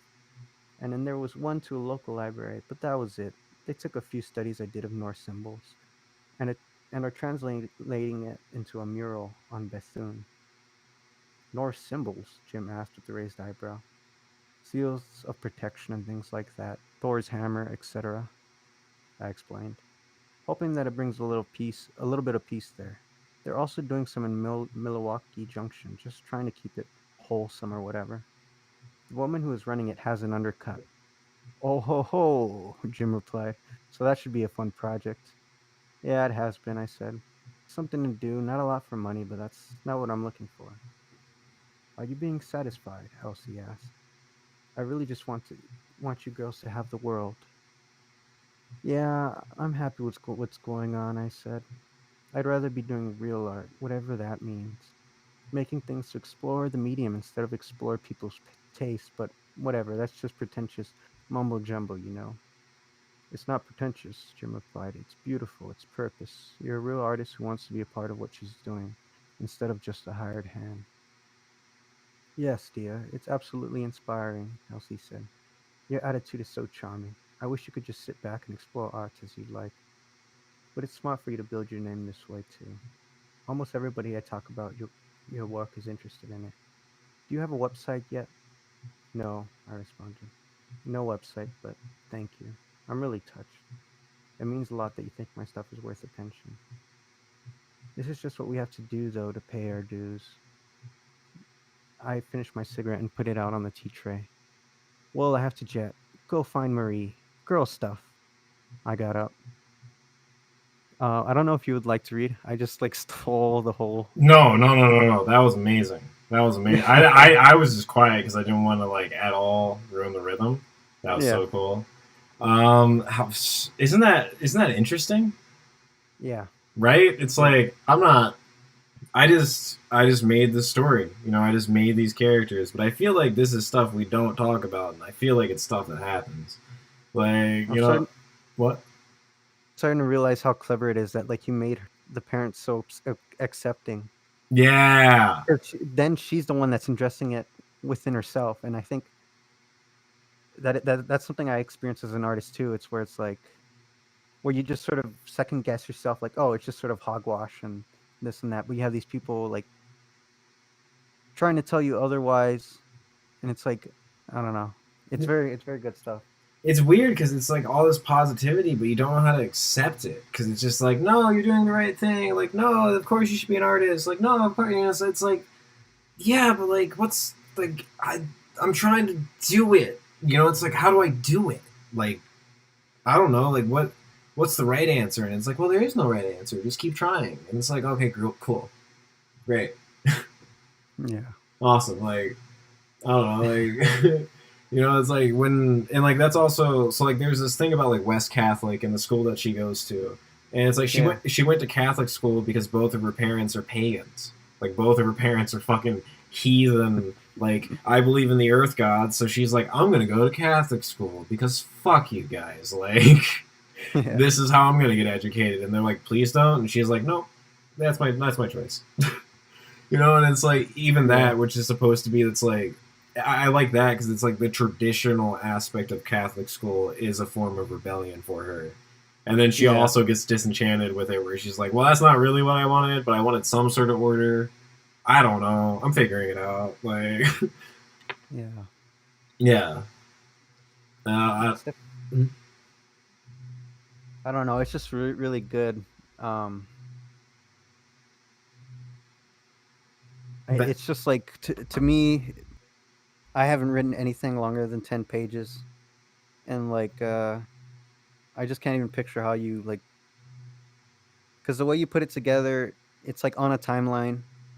But even as you go back and forth in between, like describing things and the discussion, it's like, it's all going to the same place. Yeah. It's good stuff. I mean, so a lot of what's weird for me as an artist is that, I mean, all of my friends are, you know, I identify you with music. I identify Julian with visual art. These are my people. Is that I've always hung out with musicians and visual artists because when it comes down to modern poetry, it's like this idea of authentic expression. And it's like, I don't really care about just talking about how I feel as much as I care about classic art, where it's like classic poetry and classic story composition is making something that's symbolic. Every part of it is important about making this character. You know, you just kind of leave out this sort of like, I don't know, it's like this idea of just like, I don't want to be a slave to myself. I want to like be free to just make art that exists in itself and speaks to itself. It's not because it is right there and you can point to it and it's like, oh my god, this is a bush, like this is inspired by a bush, amazing. Like, it's like, no, it's like these conversations between these people that don't exist that are like the conversations we have, you know, it's like we all have gone through this, we just don't really like, I don't know, we don't have a platform for it. There's a way of like adapting the truth to make it resonate with others. Yeah, you just got to find that way. Well, I like this character because I think she's funny.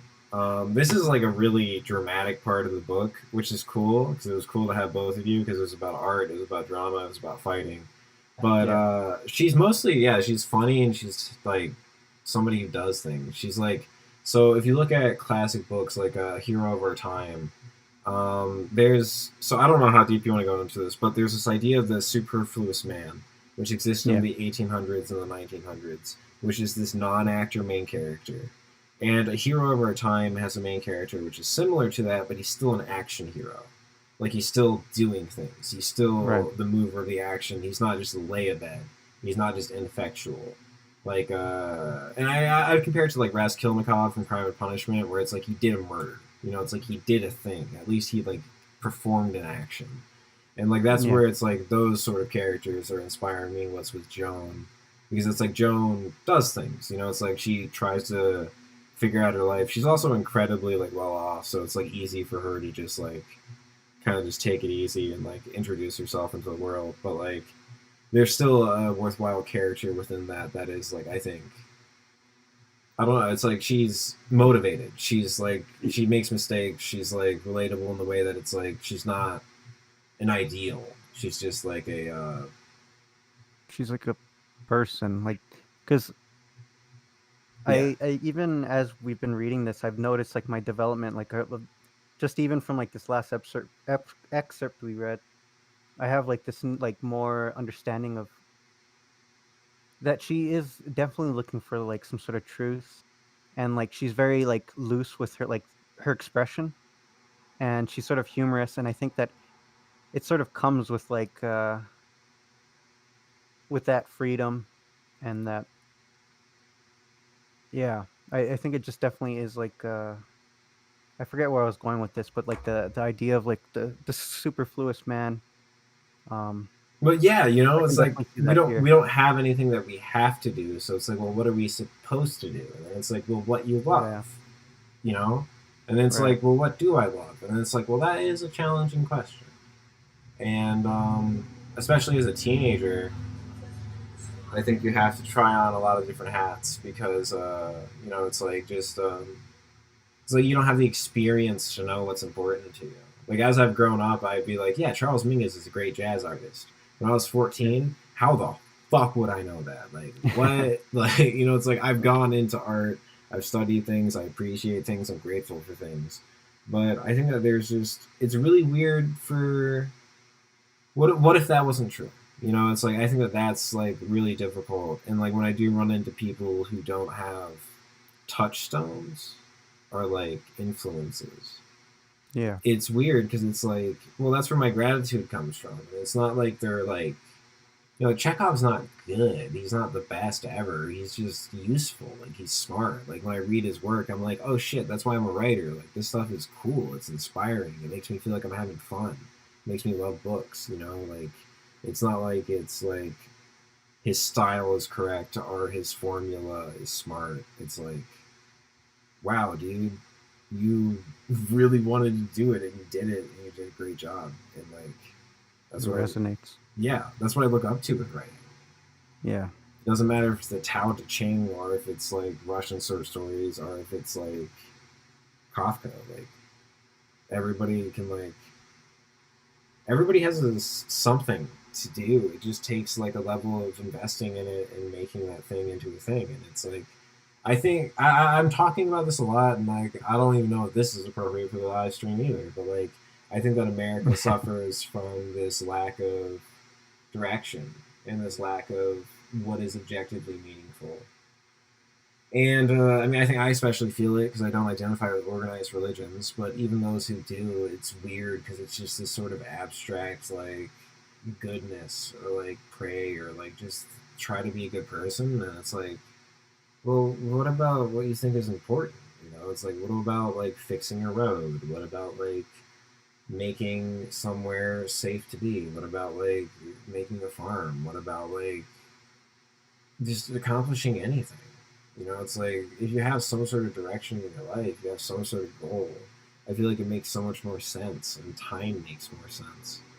But like Yeah. without that, it's like, well, yeah, I don't know if life is not shit.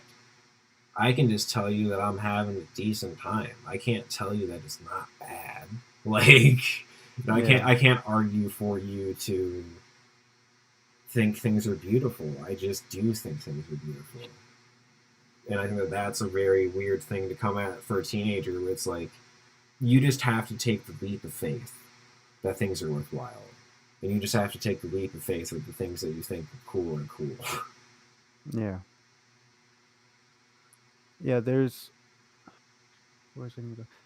It like if you, I think, if you look at a lot of facets of life that's important, or things that like if you look at entertainment or like the state of religion or um the state of art in general, you there isn't so much uh there isn't so much freedom that exists in any of those like forms. It sort of feels like we live like in a replica of everything that existed before. Yeah, Like now, like media sort of feels like a parody of itself, So where do you find meaning when like in like this little like dinky like gift shop? I don't. It becomes like the average person is now like in this dinky gift shop, and this is all that they've known for as long as they lived, and it's hard to get out of that mode. And I think it's very important that it should be expressed that there's Yes. something more like divine. I don't know how to talk about it, but this is where it's like I'm totally chill. Like it's like some of my favorite people in my life are Catholic. That's why it's like I grew up and like my parents took me to church like what like 4 times in my life. Like I don't know, I had no experience with that. So like I just went to Catholics and I was like, I'm gonna criticize your whole fucking lifestyle. And then they were like, we love you too. And it's like, what? And they're like, you're attacking us because you love us. And I was like, okay. And they're like, we accept you. And I was like, oh, okay. And then that was the cultural group I spent most of my fucking life with. So it was like, I don't know. I'm not a Catholic. I don't like agree with them, but I've just been around them so much that it's like, I really respect your lifestyle and I'm really happy you're here. Like, Yeah. it's just like, I wouldn't change a thing. I wouldn't change a thing. And it's like Yeah. I couldn't relate, but like I just good job. Thank you for giving me something to rebel against as a teenager with no direction. Yeah, it gives you like a place to jumping point. Exactly. You need a dad or something. Like it's like Yeah. you just need somebody to be like, I don't think you're right. And it's like if they can just take it, if they can just take a teenager being a little shit, it's like, cool, you helped me get direction in my life. Yeah. And that's why I always will value like just the idea of meaning, but it's like it's weird in a like what is community anymore? And I also feel like this Yeah. is a weird abstract conversation, but like this is also what I want to write about is that it's just like how do we get to a point where we feel like we're sufficiently connected and like just like like well socialized to the point of understanding what we're doing. Like I feel like everybody is just sort of rushing. But it's like Yeah. you gotta rush through school. I gotta graduate 2 years early. I gotta have good grades to get into the school to get this job so I can get money. Oh wait, okay, I'm in $240,000 of student debt, so I'll have to make money. I'm making money right now. I'm making like 100, so that means like 3-4 years I'll be out of that debt. And then I was like, ouch. And it's like, what the fuck, dude? Yeah. I It's can't like even begin to think about that stuff. it's like, have you thought about like just like literal construction work? You can make like fucking $20 an hour. Like, why do you have to like? Why does your life have to be so orchestrated? How are you so confident that that's the plan and that's going to work out? Yeah. That's what really scares me. It's just that it's like, I can't take a bet like that, dude. I want to be mobile. It's like I want to be able to react to what happens. I want to be. It's like I'm a journalist right now, and it's like that's the most stable job I've had because it's like like I can talk about things. When it comes down to like retail or a restaurant or all that shit, it's like I don't know what's popular and what's not popular, but I can keep a job if it's relying on my skill. Mm. And construction was the same way. It's just that like as somebody who's decent at writing, I mean I have a book right in front of me, but like as somebody who's decent at writing, it's easier for me to do this than it is for me to do 10-hour construction shifts. Yeah. That shit is tiring. I get that. Yeah, it feels great because like you're working out and you get amazing sleep, but like also hard work. Yeah. So Hard work is definitely good work, but it is very tiring. I mean, it's path of least resistance, Mm-hmm. So it's like I do like enjoy like working with people, but like I don't know. Yeah. I don't. I think that what I like about also this narrative is that it's like I don't know what else is like. When are people honest in America? Like when are people like just like emotional or whatever? It's like I don't know. It's like it kind of feels like everything's either on the way to something or marketing. Where it's like you're trying to convince people that you have a great life, or you're like too busy for it, and it's just like like Yeah. and I think it's like cool to explore it to be like teenagers fighting with their parents because it's like what the fuck are you offering kids? Like what the fuck is what's the point? Yeah. For me, the point is beauty, which isn't like very concrete idea, but you know, like come on, like if you like mow a park, you get like good plants into it, you like have like a nice feng shui, maybe there's a little bit of water, like you know, a little bridge, like all those things going on, like it's pretty. Yeah. I like that. That's what I think is important in life.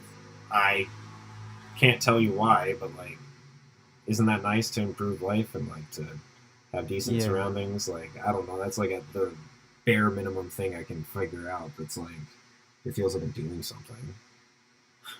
Yeah. This conversation has me thinking about like a lot of the stuff that Bright has like taught me.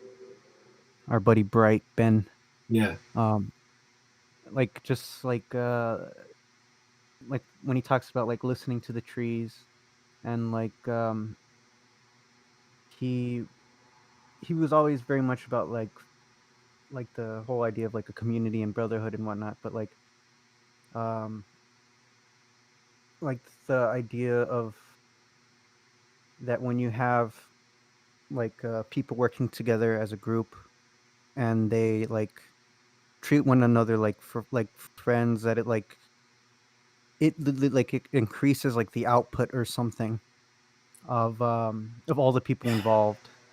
um I mean, it's it's basic support.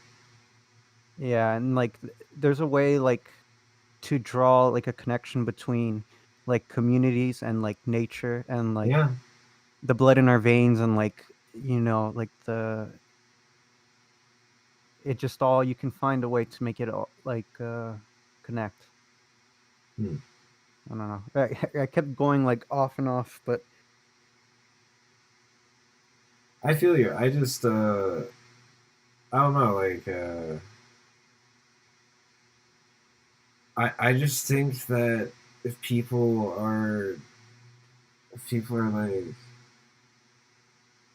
if people invest in themselves and they try to be grateful, I mm, feel like then their relationships and their life improve. And it's like your yeah, relationship with your parents, and like I'm kind of taking a faith on that one because, but your relationship with your community, your relationship with your friends, your relationship with like just the people around you. It's like if you're just like, hey, cool. It's like thank you for being around. Like I've enjoyed this time. I'm gonna try to make the best of it. Like that, and then also if it's like I'm happy to have had like this day, or like I'm happy to have had the opportunity to learn what I've learned and like do what I do and all those things. It's like that's so much better than just like I don't know, like I don't want to be angry. I don't want to be like yeah, I don't want to be like out of that. And it's like I don't know, like a lot of my oh, I think that you get a different. Well, that's an abstract concept, but I think that one of the things that makes people weird is that like PTSD is like it's a different way of viewing life, and like people who don't have it, sort of, I don't know, you know, it's like they kind of look at people with it fine, yeah, and it's like no, that's just like preparedness, you know, it's like sometimes life is raw, people see that, now they're always wired, that's not wrong, yeah, like shit does go crazy sometimes. And it's like, what do you want to be? Do you want to be like, oh, or are you going to be prepared? And it's like, yeah, if you're like super stressed out all the time, you're probably going to be prepared for that. But if you're like really just like comfortable, you're not like, you know, it's like, it's just, I don't know. yeah. That there is like a lot of like even like within my own home, like just growing up, you just like start to learn how people live and like how your parents live and how they function. And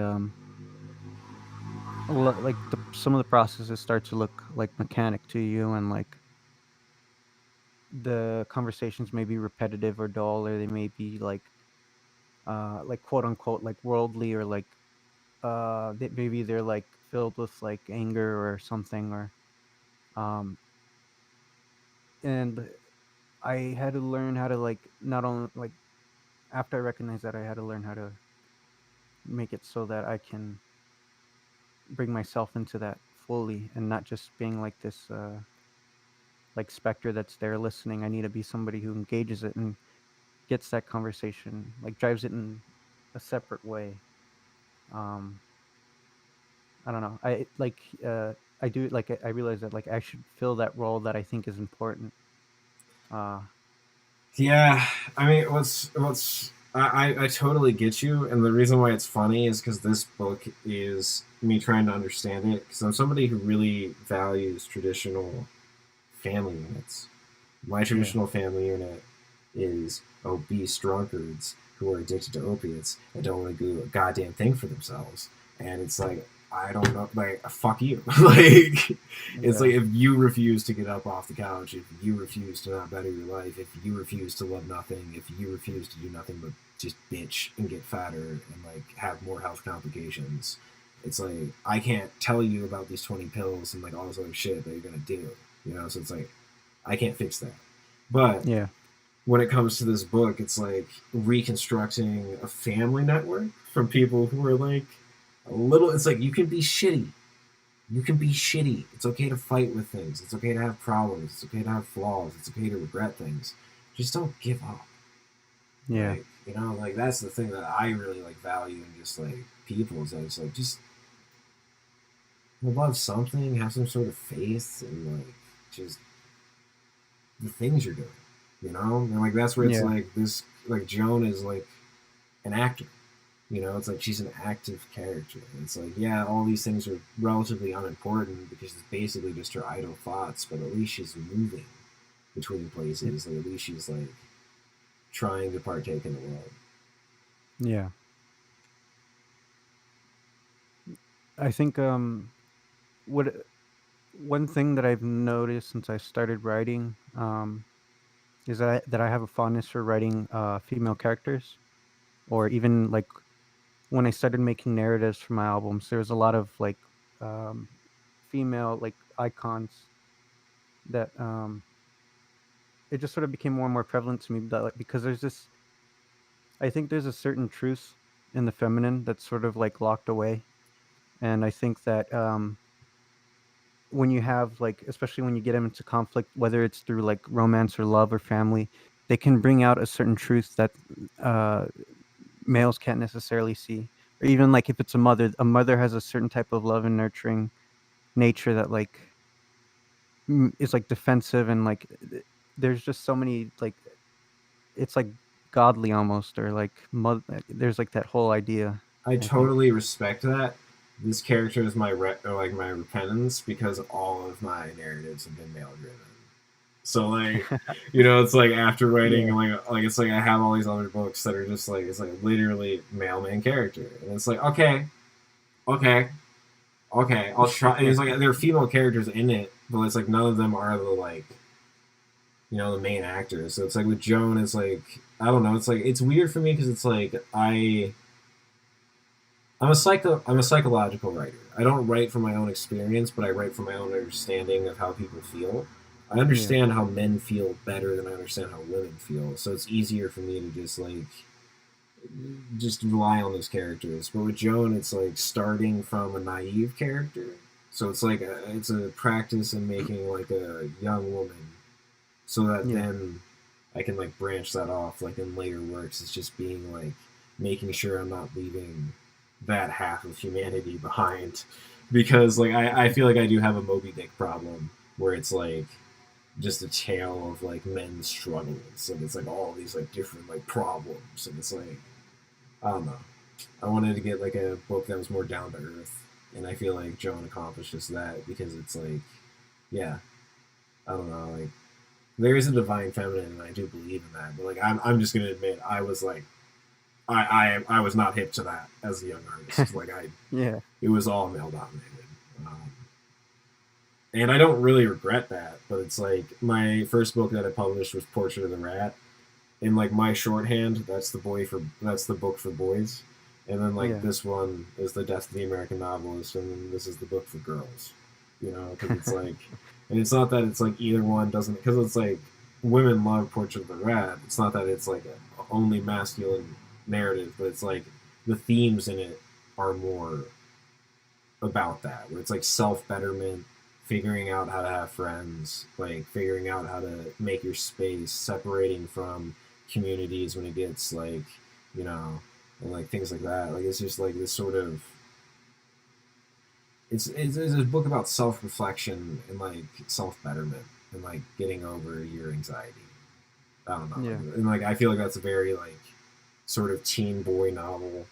And this one's more about like general feelings and like alienation, which I feel like relates more. I mean, and we all relate to it, and I prefer. I like the intimacy of this book, but I feel like that is like the feminine, in air quotes. Hmm. Um, Yeah, I get yeah, what you mean. yeah. I want to get 2 more pages of this done because we're rolling up on a sex scene. Alrighty, Um, already. yeah, and I feel like we should just cut it there, unless you want to get into it. But because yeah, it's like a. Do you know Dostoevsky? I know of him, but I haven't read any of his works yet. Okay, so part of his style is that he has paragraphs that go like 4 pages. Yeah. I'm looking at a paragraph that goes a full page and like almost a half, and I'm gonna just do a word count on that for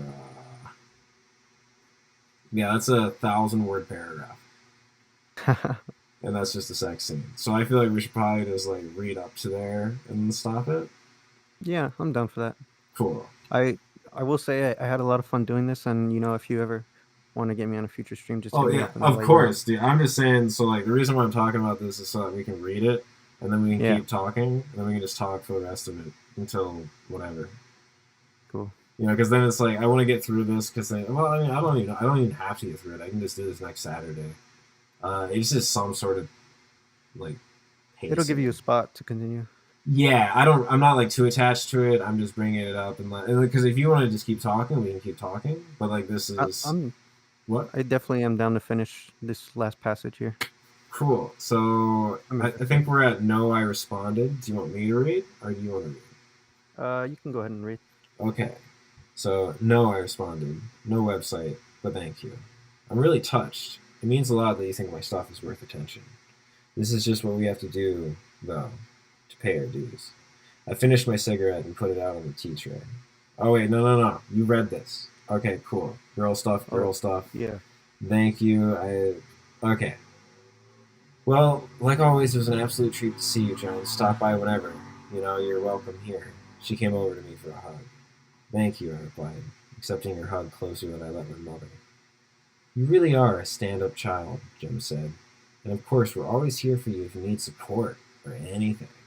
I hugged him while he was sitting, straddling over the chair and locking collarbones. Thanks, I replied. You guys are the best, and thanks for the cigarette. Don't mention it, Jim said.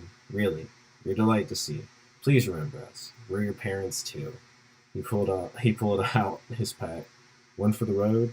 I took a smoke. Thanks, I replied, smiling with the corner of my lips. I'll see you guys soon. Love you. Love you too, they sung. I turned and walked away as the leaves started to clear the table. Once I was up the stairs and all the clinking stopped, I could smell the cigarettes. Marie's room was tucked into her own corner of the house, complete with its own turret. The walls of the house were a faded pink, her door a sailor's blue. There was an old journal cover glued to the door that had "Places Stay, We Go" written on it in a girl's writing. I knocked on the door. There was no reply, so I tried opening it. The handle turned. Inside was sterile. There was mess, like leggings on a stool, makeup in front of the mirror, shoes on the floor, but nothing dirty. Everything frozen, like the room of a deceased person. The light was the dying blue of Michigan night, before the murderous red. It caused very polite shadows, tucking themselves around the corner of things out of consideration. Marie stood posing in front of the full-length mirror, balancing on one leg. She had both arms above her head at an angle, and breathed in the full air of the room, mediating the meditating. Her hair was an incredibly tight bun, and she stared into her own eyes, past them. Hello, I ventured.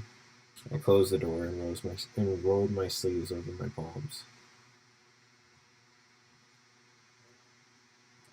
I needed a little bit of water, but Hello, adventure. So we're getting close.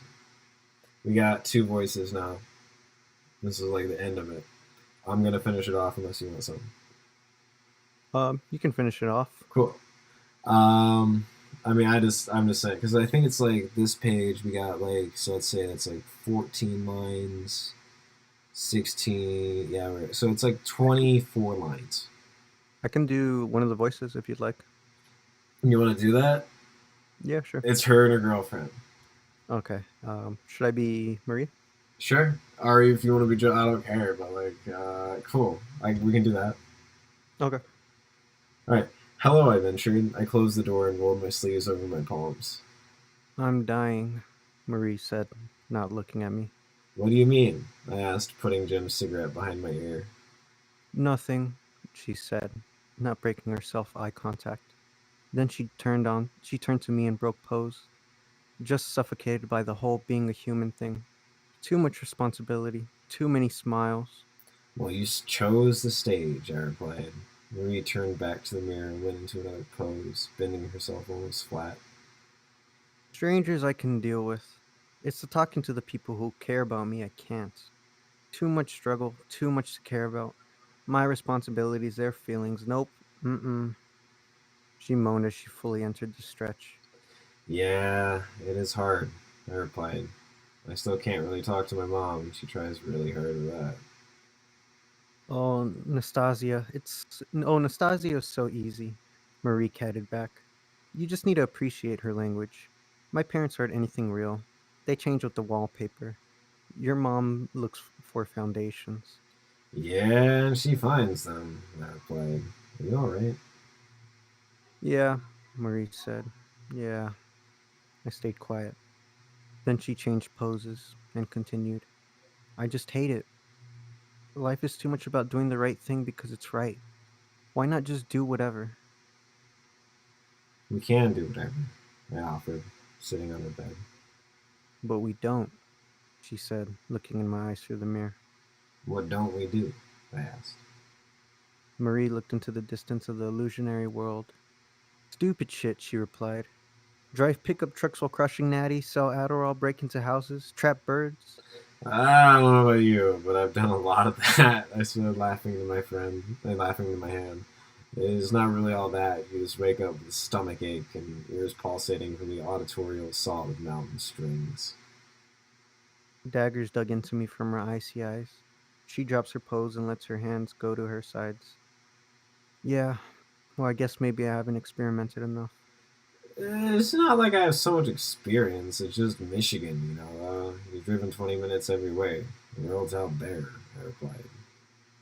Whatever, Marie replied, laying on the bed next to me. I don't want to make sense. I want to be listened to. What? I asked. Exactly, she said. I don't want to explain. I don't want to do circles. I just want to be heard. And that's where we're gonna cut it because the next part is, "Am I aggravating you?" I turned her head to the door, reaching for the cigarette, and then it's a sex scene. And so that is like that's 10 pages. Those are the 10 pages I wanted to read during this call. Nice. Yeah, I feel like it covers like a good amount of space. Like, what do you think? You've been here the whole time. It was great. You know, it makes me want to go back from the beginning and get to where we are now. Because in this short amount of time, I feel like I learned a lot about the characters. And at the same time, it's not like I feel lost without the context. It's just that I think Yeah. I think the passages have been very illuminating. And I always have something that I want to talk about for each of these passages. So Yes. Yes. it's good work. That's literally. I just want to inspire people. I just want to get like art in front of people that make people like, whoa, cool. Like, you know, it's like, Yeah. yeah, because that's just like that's the most exciting part of it. Um, and I also like, so like part of this book is smutty. That's the part I'm skipping. But the thing about that is like that I feel like that part balances out like when I was talking from her dad's point of view, or when I was talking about like some of these passages, they're like pretty dense. You know, like they do get into like literary conversations that are a little bit kind of beyond a 17-year-old, but I feel like balancing that out with the sort of smuttier parts makes it a more realistic narrative of like a balance between pretentious overreaching and like reaching some things which are pretty good, and also just being confused with like, what am I doing? Like, like I don't Yeah. know. And I also, yeah, what? There's like a lot of details here that like felt so real to me. Like um when she was saying goodbye to Elsie and how she mentions that how she hugged her closer than she does her mother. Yep, And, I think that Marie is a good from what I've seen so far from this conversation. They play well off one another because it seems like Marie has like the she doesn't have the experience, but she wants to be like understood in a different way. Like I don't know. I think it's totally. definitely yeah. Well, that's totally it on the head because it's just like, yeah, sorry, my dad's not dead, you know, but like I still want to be like, I'm me. I'm having my feelings. No, I'm not great. What's the problem? I don't know. I'm fucking a teenager. You know, it's Yeah. like she's just going through it, and it's like, well, sorry that your parents are attached to me. You know, and it's like, oh shit. And it's like, I don't know. Like, I also just like the I like the uber politeness. I like the like just super like clean environment of just like everybody treating everybody nicely and everybody being a pushover because it's just like, I don't know. It's like people It's trip over themselves. yeah. Yeah, it reminds me of like just being around like there's a difference between like just being at home with like my mom and my dad than there is like when we go to like a family function and like all of a sudden I have to be like more like overzealous than I usually am at home Mm-hmm. around like, all this family that I haven't seen in a while and like there's just like this atmosphere like where everyone sort of knows that it's like this is a family function Yeah, and it definitely is something I think it's something real that you highlighted here. another low key aspect of it is that both of her parents are, you know, a certain kind of people, and they're in a gay relationship, and they're kind of like tripping over each other to be like, "Oh, it's so cool that you're dating her Oh daughter. yeah, there was that Oh, as it's well. so lit. Like, whoa, you're great. Like, Yeah. ooh. You know, like it's just, like, We're so proud of you and all. you know, it's just like what, like, cool, like Oh, okay. you're the perfect girl for my daughter. You know, it's like because it's like I'm just dating a girl. Like why? You know, so it's like I think that that's a funny like just interaction with your parents, and it's just because it's like also trying to be in a gay relationship from Maria's point of view to rebel against your parents, just for your Yeah. parents to be like, oh, it's so rad. You have a Yeah. girlfriend. She's so sick. She paints. What the fuck? Why didn't you bring her over earlier? Like, you know, like that'd be so Yeah. frustrating. That'd be so frustrating. And like I don't know, like the thing that I really like about narratives is that it's like, what the fuck is a good guy? You know, it's like, Yeah. you know, it's like I relate to all of these characters at least somewhat. I don't try to just make assholes. Like they're kind of boring. But like people who are just like, you know, it's a struggle. I don't know. Yeah. Like, It's like since these people like sort of these characters like we have these like ideas of archetypes for like a mother, father, and a sister, and like a lover and whatnot. And like where was I going with this? Um, the way that the way that the characters have been presented to me in the story so far, it's not like any of them have been less relatable than the last one. Like their lines, you can understand where they're coming from, and like you can even a picture like a sort of person that you can imagine saying that, or even you can even picture yourself saying like some of the lines that like the father says, even if like you relate a lot to like the daughter. I think there's just a lot of those moments where I think that's important to have in narratives or novels, is everybody to have deserves the best lines. yeah. Yeah, who's the main character? Who gives a fuck? Like everybody's Yeah. supposed to be important. Who's not a real person? What? Yeah. why would you include like a character that like was non-specific? Like that's just like a extra sentence. Yeah, like why would they not be relatable? Why would they not be part of the story? Like everybody is part of this world. Everybody's supposed to be part of us. You know, it's like there's not supposed to just be like. I mean, and that's like that's the criticism of that's even in with Marie saying like they changed with the wallpaper. You know, it's like Yeah. that's you know, it's like why have characters like that? But even like I do like her parents. I think they're funny. I don't think that they say things that are particularly deep. But so I'm gonna bring up a really dorky thing. Belly is a Russian author who uses a pen name to sound more French. And when they bring him up, he's like, "What is that, Italian?" And he's like, because it sounds vaguely European. And then his wife's like, "No, it's French." And then Joan's like, "It's Russian." Yeah, it's a Russian book. I don't know, like it's a very dorky literature joke, but like I really like putting that into books just because it's like I feel like that makes it more accessible for people to get introduced into literature because it's like you don't have to read the stuff that's super important. Who's deciding what the good books are? Petersburg by Belly is just good. It's not like the most influential novel ever. It's like, no, this is a beautiful book. Like, holy fuck, dude, you are talented. I don't agree with like your view of the world because like kind of like just a romantic who like has like a vibe, but like you wrote an amazing book. You know, like it's so worth reading. Yeah. And like I don't like I think that I like sharing stuff like that where it's like, no, I don't think it's authoritative literature. I just think they fucking did a good job. Like, Yeah. There's um, a even in, I wasn't familiar with Bailey, so like I still found that like conversation pretty funny. Because like I had an idea that like the name definitely feels like that sort of ambiguity where like first response is like, oh, what is that, Italian? You know. yeah. Um, and also it is interesting how to hear how you sort of decide what references to include because um, especially like in other novels I'll see like a piece of literature, an author come up, and you just sort of wonder why it's there outside of like any obvious like narrative connection. But I I think it, I think it's important for us to keep the art alive.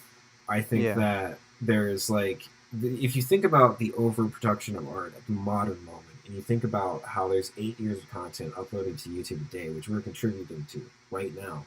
But like if you think about that, and then you also think about all of literature's history, so like all of the books in history that have been written, there's just simply no way to like the way that I think about it is that if you read every single second for the rest of your life, you wouldn't finish every good book. Not even yeah, available in English. It's not even like every good book in the world. It's like in the simple English language, you wouldn't finish every good book if you read every single second of your life. yeah, So I think it's important as artists to like identify stuff that has value and to be like, hmm, yeah, I want to bring Belly along because he's not my favorite ever, but like, dude, he deserves a chance. You might like him. So like, try that out. I also like Kafka because like I don't know, I was a teenager and like I read all the stories and like he's cool. I don't know. He's kind of like I feel like he's the alternative to Orwell. Like I feel like yeah. there's you either like George Orwell or Kafka.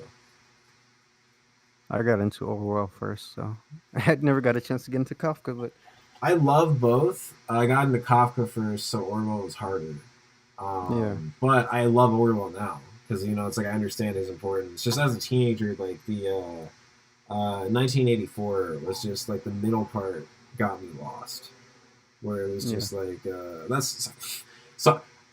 I feel like that's I need to stay a little bit more focused because now I'm just like talking about that, but like you know what I mean. Like I don't know yeah, that was the thing that just like because I really loved the setup of his ideas and I really loved the conclusion of his ideas, but it was just the like texture in between those. Like his world building was kind of weird because he was I like, I def but I definitely like can agree with that. Like I love that book, and I loved it ever since. But there was something jarring to me where the world, like, it's certainly like believable, like these conditions that he brings up, but like it doesn't. I think it's just a product of the time where like uh the it's like when you think about like sci-fi and stuff and how they picture the future, it just doesn't feel like it feels like there's something missing there in those conditions that like he could have brought out more. Well, Like it was weird because like the character of Winston and just hanging out in the city, like it's like all the setup, his job was great, but then there was just this like going to a cafe and a romantic subplot and being betrayed by a woman in the middle, and like all this like freedom fighting stuff in the middle. But like I yeah, don't know, it didn't hit as hard for me because it just like, and I guess maybe that was the point, is that like the real structure was the beginning and the end, and the middle was just a sort of like ethereal dream. But I didn't get that when I read it because I was young, and I'm only seeing that now looking back. yeah, So maybe that's the case. I have to look at it again. But I don't know. It was just challenging because it just felt like it didn't feel as contextual. It didn't feel as like connected. It just I yeah. felt kind of bored, which I didn't understand because I felt like I was supposed to be afraid. It felt like the I didn't know if it was a philosophical novel or if it was a novel. I see. Yeah, Yeah, I get what you mean. There's a lot of people for some reason that aren't too happy with the ending. I love it. Um, which is something that yeah, it's something I defend. Like it would give me chills just reading that last section. These are the same people that are going to say Great Expectations by Dickens should have been edited and they should have had the fucking like everything is a happy love story. It's like Yeah, no, British literature is distinctly depressing. It's fine. It's fine. yeah, That's part of it. Brave New World, that one went to shit too. Like, and that's the yeah. happy one. That's the one with the yellow cover. So, uh, yeah, I don't know. I just like all this stuff. You know, it's like I'm just a big fan of books, and I wish. So the biggest thing for me, what I hate about life, is that we could do this right now because we're live streaming talking about a book. If you try to have these conversations in real life, people think you're pretentious. Mhm. You know, Yeah, I'm honestly just a dork. Like you can see it that I just love this and that like this is what I want to do. It's not like it's like I think I'm cool. It's like this is what I spend my free time doing. Like I don't yeah, know, like this is what I get excited about in life, and like I don't know. It's not like I think that it makes you a better person for doing that. It's like no, I want to share it because I want. Cause I think it's exciting. I think it's a cool way to spend your time, and I want other people to spend their time that way. It's not that I think anybody gets cooler or like smarter for reading books. It's just like so the way that I see it, honestly, is that I think that writing is the art of living the most distinctly. Out of all the traditional arts, I think that writing is the one that most distinctly mirrors that. And I think that you have, as a writer, a responsibility to sort of resolve life and sort of resolve the problems in your time because there's like the modern and like the postmodern split where I forget, I think it's Chesterton who said it, where it's like modern art or like classic art sees pain and tries to assuage it and tries to take misery and resolve it. mhm. Postmodern art takes misery and exacerbates it. Yeah, Yeah, and like I just don't, I don't vibe with that. Like I don't, I want to take problems and resolve them. I don't want to take problems and be like, oh my god, look at him, make them worse. Like look at him in high definite. Like that's weird to me. I don't know. it, Like yeah, it's interesting that you bring that up because one of the main, when I started making music, um, I w- I was a very young kid and I didn't have like much like artistic influence outside of like the musicians I listened to and stuff. But 1 year I took art history and like I started to develop like an appreciation for art just by studying these things. And um, I got really into like the Hellenistic Greek art and sculptures, and like even more than like the older classical Greek works, because there was so much more like fluidity and like emotion in these pieces. And like, to me, like pieces like Seated Boxer and things like that, they sort of define my sound, because I realized that like what I was doing with like all of this noise and like harshness, was I was trying to find the beauty within all of it. And I think that that's Th- kind of like what experiencing life is like you bottle up all this like misery, and then you try to find all the beauty. this is what frustrates me with postmodernism is I feel like they severed the connection between the arts. 'Cause it's like, yeah, like exactly, like it's like a sculpture or like art styles inspiring sound and like, sound inspiring like the way a boat's built, and like that inspiring like a poem, and that inspiring like a cafe. Like all these things are like just the way that society is interconnected, and like the way that people live and love together. It's Yeah. like that is like supposed to be the natural way. Everything is supposed to have a natural respect for each other, and I just feel like this obsession with authenticity, this obsession with the self as the most important object, completely severs that. Because it's like, no, I want to relate to people I'm not. Like, no, I want, like, this is a book about painters. I want this book to feel like painting. Am I a painter? No.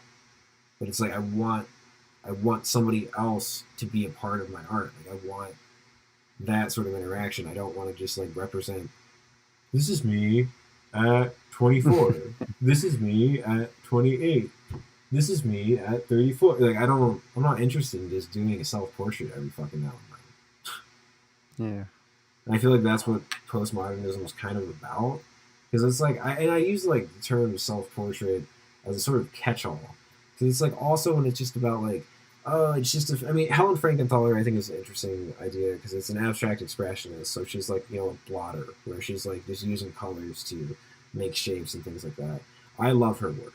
And I just see it as like she was doing a color composition. It's almost shallow. It's almost just simply pretty. And then like you see other abstract works where it's like, well, there's a point behind it, and it's like, well, I don't, is this a puzzle? What? You know, Yeah. like It's like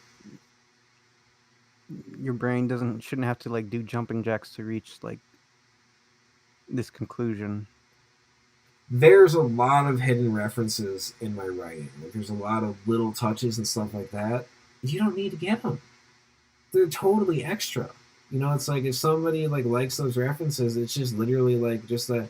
Hey, it's like, yeah, I like the same stuff you do.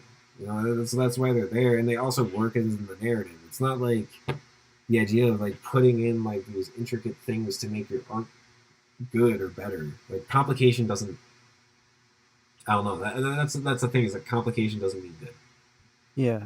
There, I've been my last few Bible studies that I had, we sort of got into like the idea of like parables and like what it means to be esoteric, and where like the traditions, like why would you code truths, and how do you code these truths, and how are they coded like within our own world. And I think there's a poeticism that's necessary to like express like undefiable truths. Like you need to it has to resonate, otherwise it can't be found like in the text.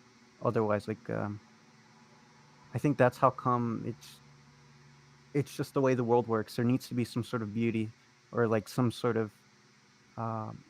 some sort of beauty behind the meaning. Yeah, and this is where it's funny because it's like I don't know. It's the reason why I don't really. It's like I don't. My relationship with religion is weird because I literally like I do start with the position that human beings are a primate species. And Yeah. I believe that. I believe they came out of caves, and I believe they formed tribes. And after they formed tribes, I believe they formed language. And I think that language is an entirely artificial construct that has to do with nothing but humanity. Like there's Yeah. nothing about words that are true. you Yeah. know? And like that's my problem with religion is that it's like I like a big problem for me is the word God. Like Mhm. what does that word mean? Like where does it come from? What is it supposed to be? Like why does it have a name? Like, why are we continually trying to box it in to a human breath? Something that's like divine. You know, it's like Mhm. ineffable is a word where it's like, you know, it's beyond language. And I really Mhm. like that word. But it's just I just struggle with the idea that we can organize whatever is beyond us because it's like no, it's just beyond us and it's beautiful and like beauty does have like beauty is beyond like it's like it just has a distinct is it why are you trying to tell somebody else about it? It's an experience, you know. Yeah. I don't really know how to like because it's like I just it's weird because it's like yes I believe in divinity, no I don't believe in religious law, you know. Yeah. I think I think there's a lot. I think there should be more because there's always existed like esotericism and whatnot, but the reason why like these churches and whatnot, these structures have existed is so that like to give people like I think it should be emphasized that like it's that the church isn't like it can't for some people it's not going to be their home. Like for some people they're gonna need to be out in the wild, making mistakes and living through life without the word of God even like you can still live a full fulfilling life without ever reading a single word of any Bible. Um, so it's clearly there's something operating that allows us to continue to persevere no matter, uh, no matter if we tie ourselves to some faith. Yeah, It becomes hard because if we get rid of all the institutions, then you're gonna have. but my thing is I mean, we're already I love Christ, so it's like I'm like super like I'm super comfortable with Christianity. I mean, like my book is about a shitty Catholic girl. Like obviously, I think that there's some sort of traditional appeal to having it around society.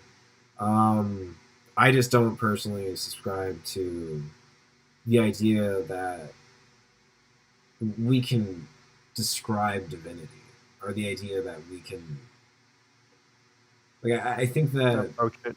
yeah like I think holiness is to be lived. I don't think it's to be learned. I think it's just like Yeah, you know we are the thing that is the thing that's happening. There's not like another thing to study that teaches you about your relationship with the divine.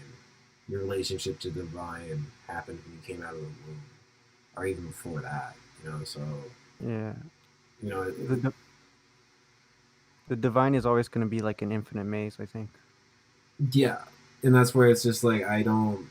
I believe that humans simply don't have the comprehension to express the correct answer because we made up words.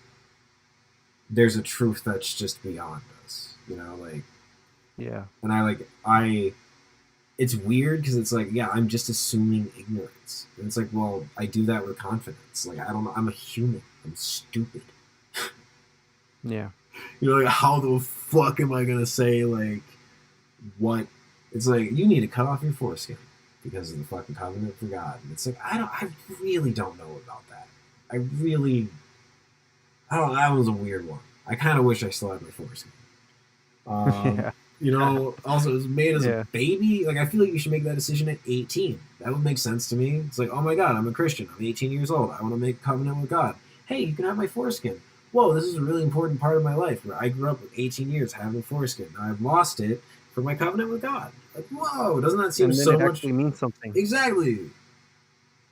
You because know, like if it never meant anything to me. I just you just aside from lost it. yeah, I just don't have it. Weird. Fucking weird. You know, it's like I just don't understand. Like that's where it's like that's my pushback against Christianity. The rest of it, I don't give a fuck about. Like it's like I love Christians. Like my adopted mother is a Christian. Like a lot of the people I know in my life are Christians. They're great fucking people. I have no criticism for what they believe or how they view life. I'll pray with them. I don't give a fuck. But like, I just don't like. Yeah, but like, there's just certain normalcies like that are weird. Because it's like forced, like circumcision's weird.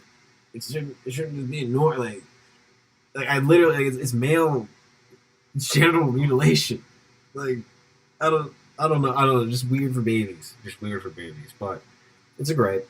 It's a great. There, yeah, like going off what you said about circumcision, like you would expect that, like since the return of Christ, that people would have remembered that you don't, you aren't required to follow the tradition of like the elders. That's not who you're required to like listen to, and you're not like God isn't going to make you wash the dishes. You know, God isn't going to make you sanitize your feet.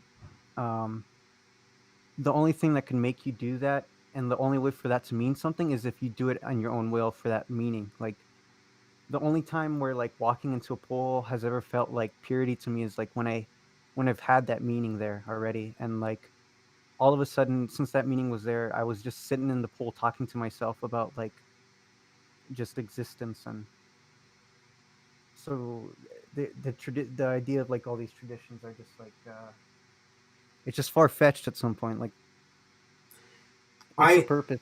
I love them as structure because I love the traditional like aesthetic. But for me, it's like I don't know. Like I'm a like a disaffected existentialist guy, which is like kind of Christian. I don't know. Like I grew up reading Nietzsche in my like late or like yeah late like childhood.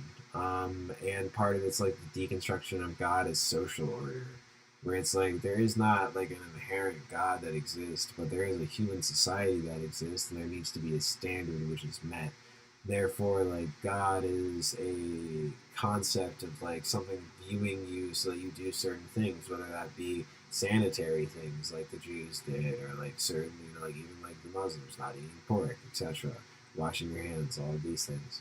And like it's like this idea of social order to preserve a quality of life or a standard of direction or meaning to preserve people and to keep them motivated enough to continue through life. And I respect that. It's like that's the way that he said it, and like that's like kind of how I've felt about it. And like I don't know, like that also leaves me with a deep respect for it, because if you pair that with the Grand Inquisitor from Dostoevsky, where it's like the idea that Jesus came back and the Grand Inquisitor was like, "Hey, you're like an apocalyptic, like everything should be orderless, like fucking kumbaya guy. We got a whole society built on guilt, keeping people behaving. So like we don't really need you. Yeah, Like let us just continue ruling by fear so that people behave, because like you're a love guy and it just doesn't work out." So it's like I don't know, like I think that paired with Nietzsche's idea kind of makes a realistic portrait of like just kind of the situation.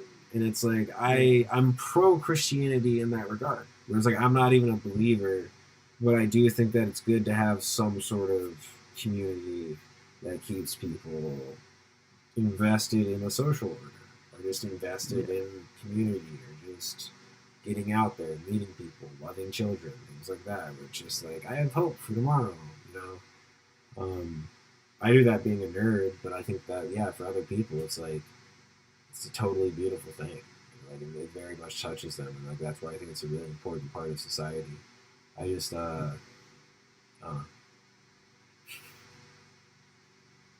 We all have our own ways.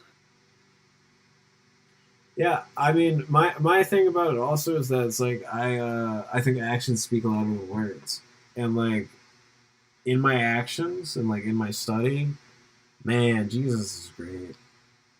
Yeah, Yeah, I get him. Like I when it comes down to that, and it comes down to the philosophies of him, it's like yeah, I can understand that. Like I can understand where he's coming from. I don't believe in a literal God.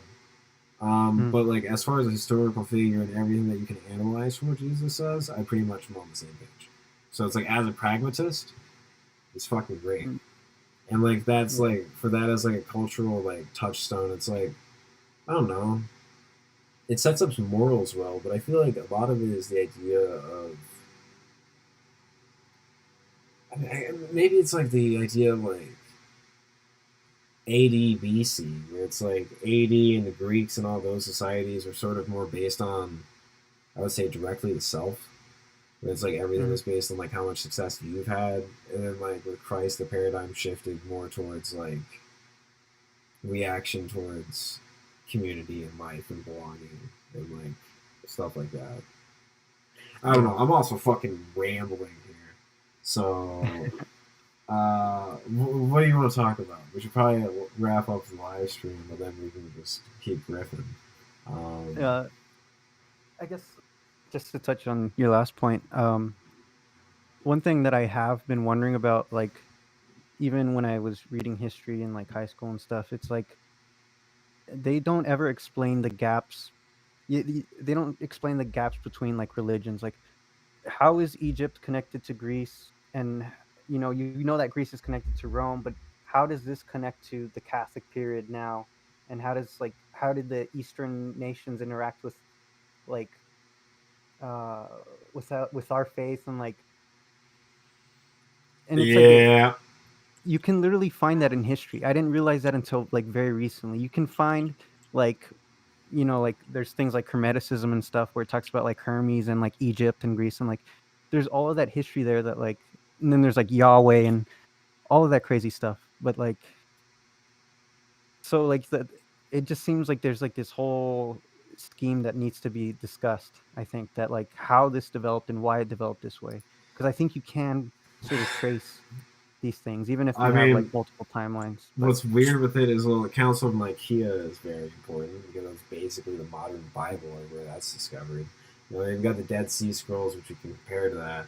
And then there's also like just the idea of, well, first off, we have unreliable narrators.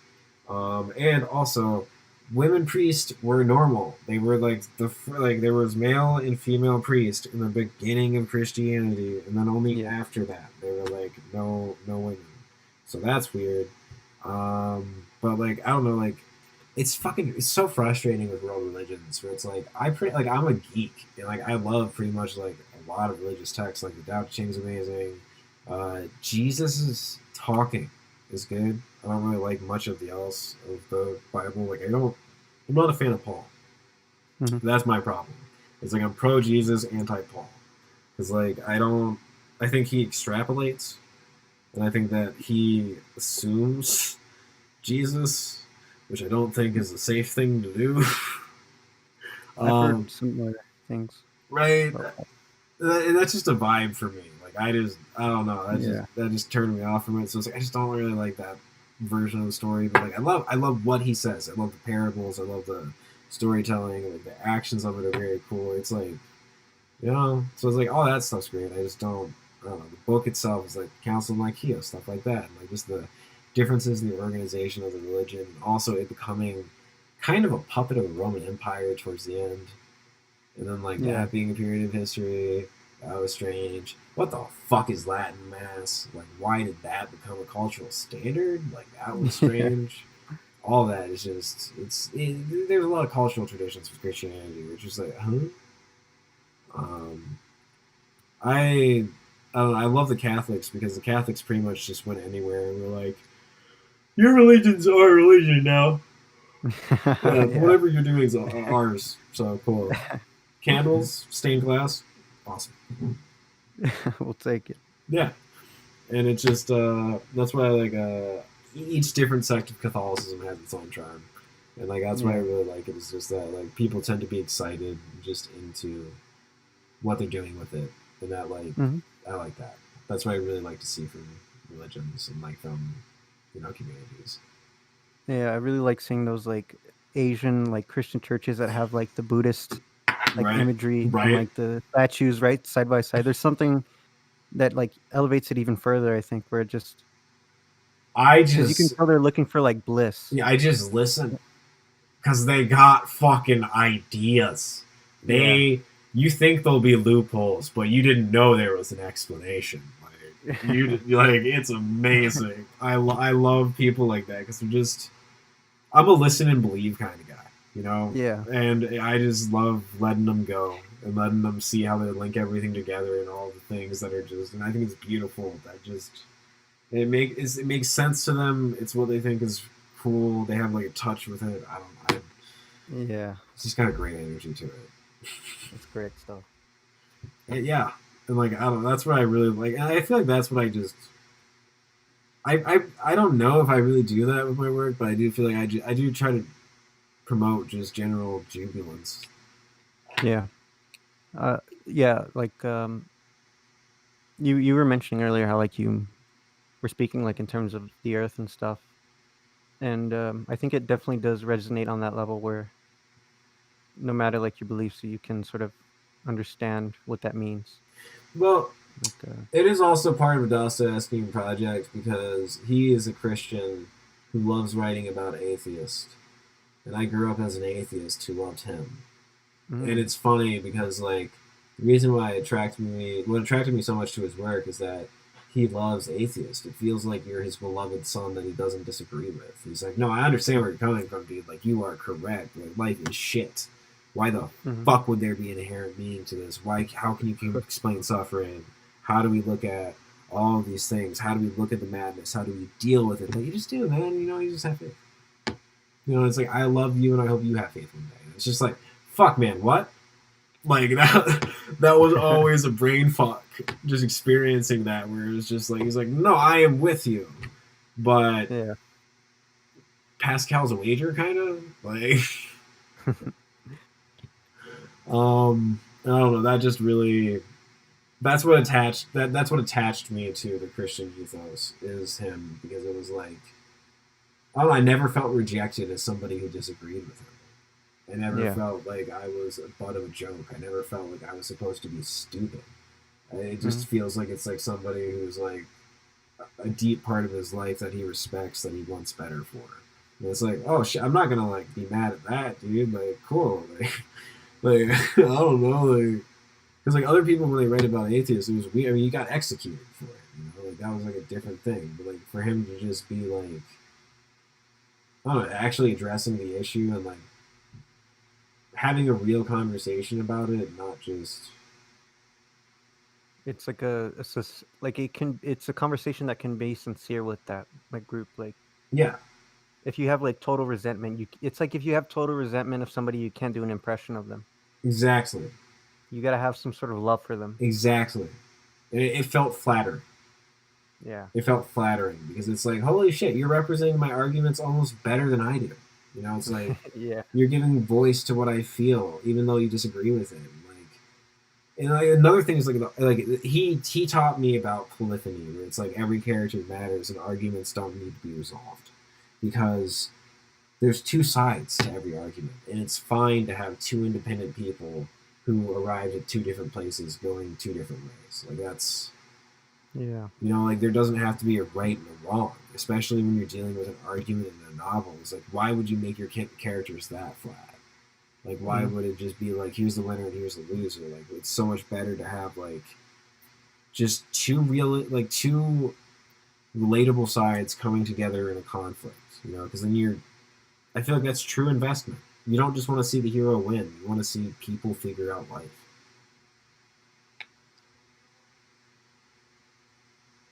There's like tension and there's like tension and like you said there's never like a clear yes or no answer on like most arguments. Like I don't know if you're talking right now or anything. Oh, no, I'm good. Yeah. But the but the idea of like a conflict resolving, like an argument just resolving, and suddenly like the person's like, "Oh, I'm on your side now." That just sort of feels like something you'd see in a sitcom, and like Yeah. you're just expecting it to go to the next scene, and like it's like, what does that mean? Yeah. Like in real life, like you can still feel like the argument resonate a little bit after, even if like you do come to some sort of terms, or maybe you find some comfort or relief because like you finally reached like the answer that you were looking for. Yeah. It's not just like black and white. Yeah. And that's what inspires me about writing. Like, that's what inspires me about making characters is making something. It's like, yeah, I so like in this book, it's got its own thing going on. But like other things that I explore is like one of my like a theme that I think is interesting is that it's like, so what about people in who were willingly in uncomfortable situations, you know? Hmm. Like, what if somebody was, like abused or something in that sort of regard, but they like sign themselves up to it and they have an attachment to that person? It's like, what the fuck are you supposed to do to resolve that scenario? I think Yeah. it's interesting to go there. I think it's much more interesting to start there in a narrative than it is to start with like, oh my god, my daughter was just kidnapped and I don't even know what to do. We're in the middle of Wisconsin. I think I need to go to the gun range. Like, oh, it's like we're the ninjas that I have to fight. It's like it just Like a doesn't. Tom Clancy novel. It doesn't Yeah. translate to. It doesn't translate as interesting to me. Whereas like I love it as a movie, but when it comes down to a book, it's like I don't. Yeah, Yeah. yeah. What is there to follow? It's like it's just action, plots, problems, whatever. It's like I want to get. So one of the things I think are important about themes is like things that we feel that we can't say. Hmm. Isn't that all a book is supposed to be? Yeah. Like, and that's where it's like that's where I'm coming from as an author. It's like I want to find those unique modern feelings that we don't have represented yet, and then to just put those out and to give people the ability to say them because now they've seen them. So it's like, oh, I can identify, I can relate with that. Now I can use it. It's like now I can just talk about it. Yeah. That's how literature like literally evolves. That's how it's always evolved. I think um, there's this play. It's considered like one of the first modern plays. Uh, Wojciech Hmm. by George Büchner. He's German, but the when I found that play and it felt like everything I had been looking for in a play. Like it was exactly one that I wanted like to write about, like the same zone that I wanted to reach because he was very much influenced by like Shakespeare. Hmm. Uh, he was in a Shakespeare like club in like school, and eventually that Shakespeare club became like the local like socialist group for that like town. So like he just got very involved with like politics and things like that, and like the way he writes about like the tragedy of like the industrial revolution and like it's about like this like crazy man like who's just like this drum major and like he has a wife that has an affair with like his sergeant and like he just gets like abused and berated by everyone and like his wife just thinks he's clueless but yet he's like worried about the flame over the city like obviously I'm going off on a tangent at this point but like Doesn't matter. it's very that is that's why it's like that's what makes a piece good. That's why like when I finally sat down and read Hamlet I realized how good of a piece it was. I got so pissed off because this book is fucking Hamlet, and I didn't realize it because it's about a fucking dead dad, and it's about the ghost of your dead dad, and then it goes for fucking 4/5 of the fucking book. It has a sea change in which the character is no longer present, and then they come back and resolve the conflict, and I am so fucking mad that I only realized that after writing it because it's like you cannot escape. You cannot escape his fucking influence. Where it's like, yeah, okay, because I was like, I don't even care about Shakespeare. It's like, okay, I just literally stole his plot structure. Amazing. But yes, he's. I don't know. I only grow up to respect him more. But I mean, Hamlet is amazing. There's one by David Tennenbaum. He acted it out. He did a good job. Yeah. Yeah. That's the great thing about writing though is that like it's developed into something further and then like now it's assumed like this new form that can be like brandished by other people like you know by using it as their influence and Well, like I it think becomes like the a way that myth. I look at it is that I think that Shakespeare is truly an English genius because I don't think that I was thinking about Shakespeare at all Yeah. when I wrote this book. I think I was writing about what is an effective narrative in the English language. And I think I arrived at all of the same steps that he took because he was correct. Yeah. You know, and like at that point, that's what humbled me. Is that it was like, oh, okay, so you get it. You like get it. Okay, Yeah. fuck me. Yeah, I thought I was coming. I thought I was like gonna be out here like trying to tell stories and stuff. Okay, you just end up back here. Okay, cool, great, amazing. Because yeah, I think he like mastered English in that weird way, where it's just like he made. I don't know. There's just he even has the imperfection. Mm-hmm. Fuck. You Like a know, whole list of words. he's relatable because he likes to tell stupid jokes. He likes stupid puns. He has literal diss tracks against women. He's literally like, I could not think of this. It's like, dude, like you're melodramatic and moody. Who's a more relatable author? Oh, fuck you for being the best in our language. I've always hated Shakespeare, and I've always said, well, I mean, I've grown up to get over that, but I've always said he's the best. He's the best in English. I fucking hate him, but he's the best. There you go. You know, it's like he's number one because, like, I don't know, Romeo and Juliet, the sonnets, Hamlet, Macbeth's the blood hands. You cannot have read or experienced Macbeth and not just look at every other fucking piece of art in English and be like the fucking Macbeth hands. Yeah. You're washing the blood. It doesn't come off. It's the fucking Macbeth hands. Like, I don't know. That's what really got me onto it. So, should we end the live stream at pro Shakespeare propaganda?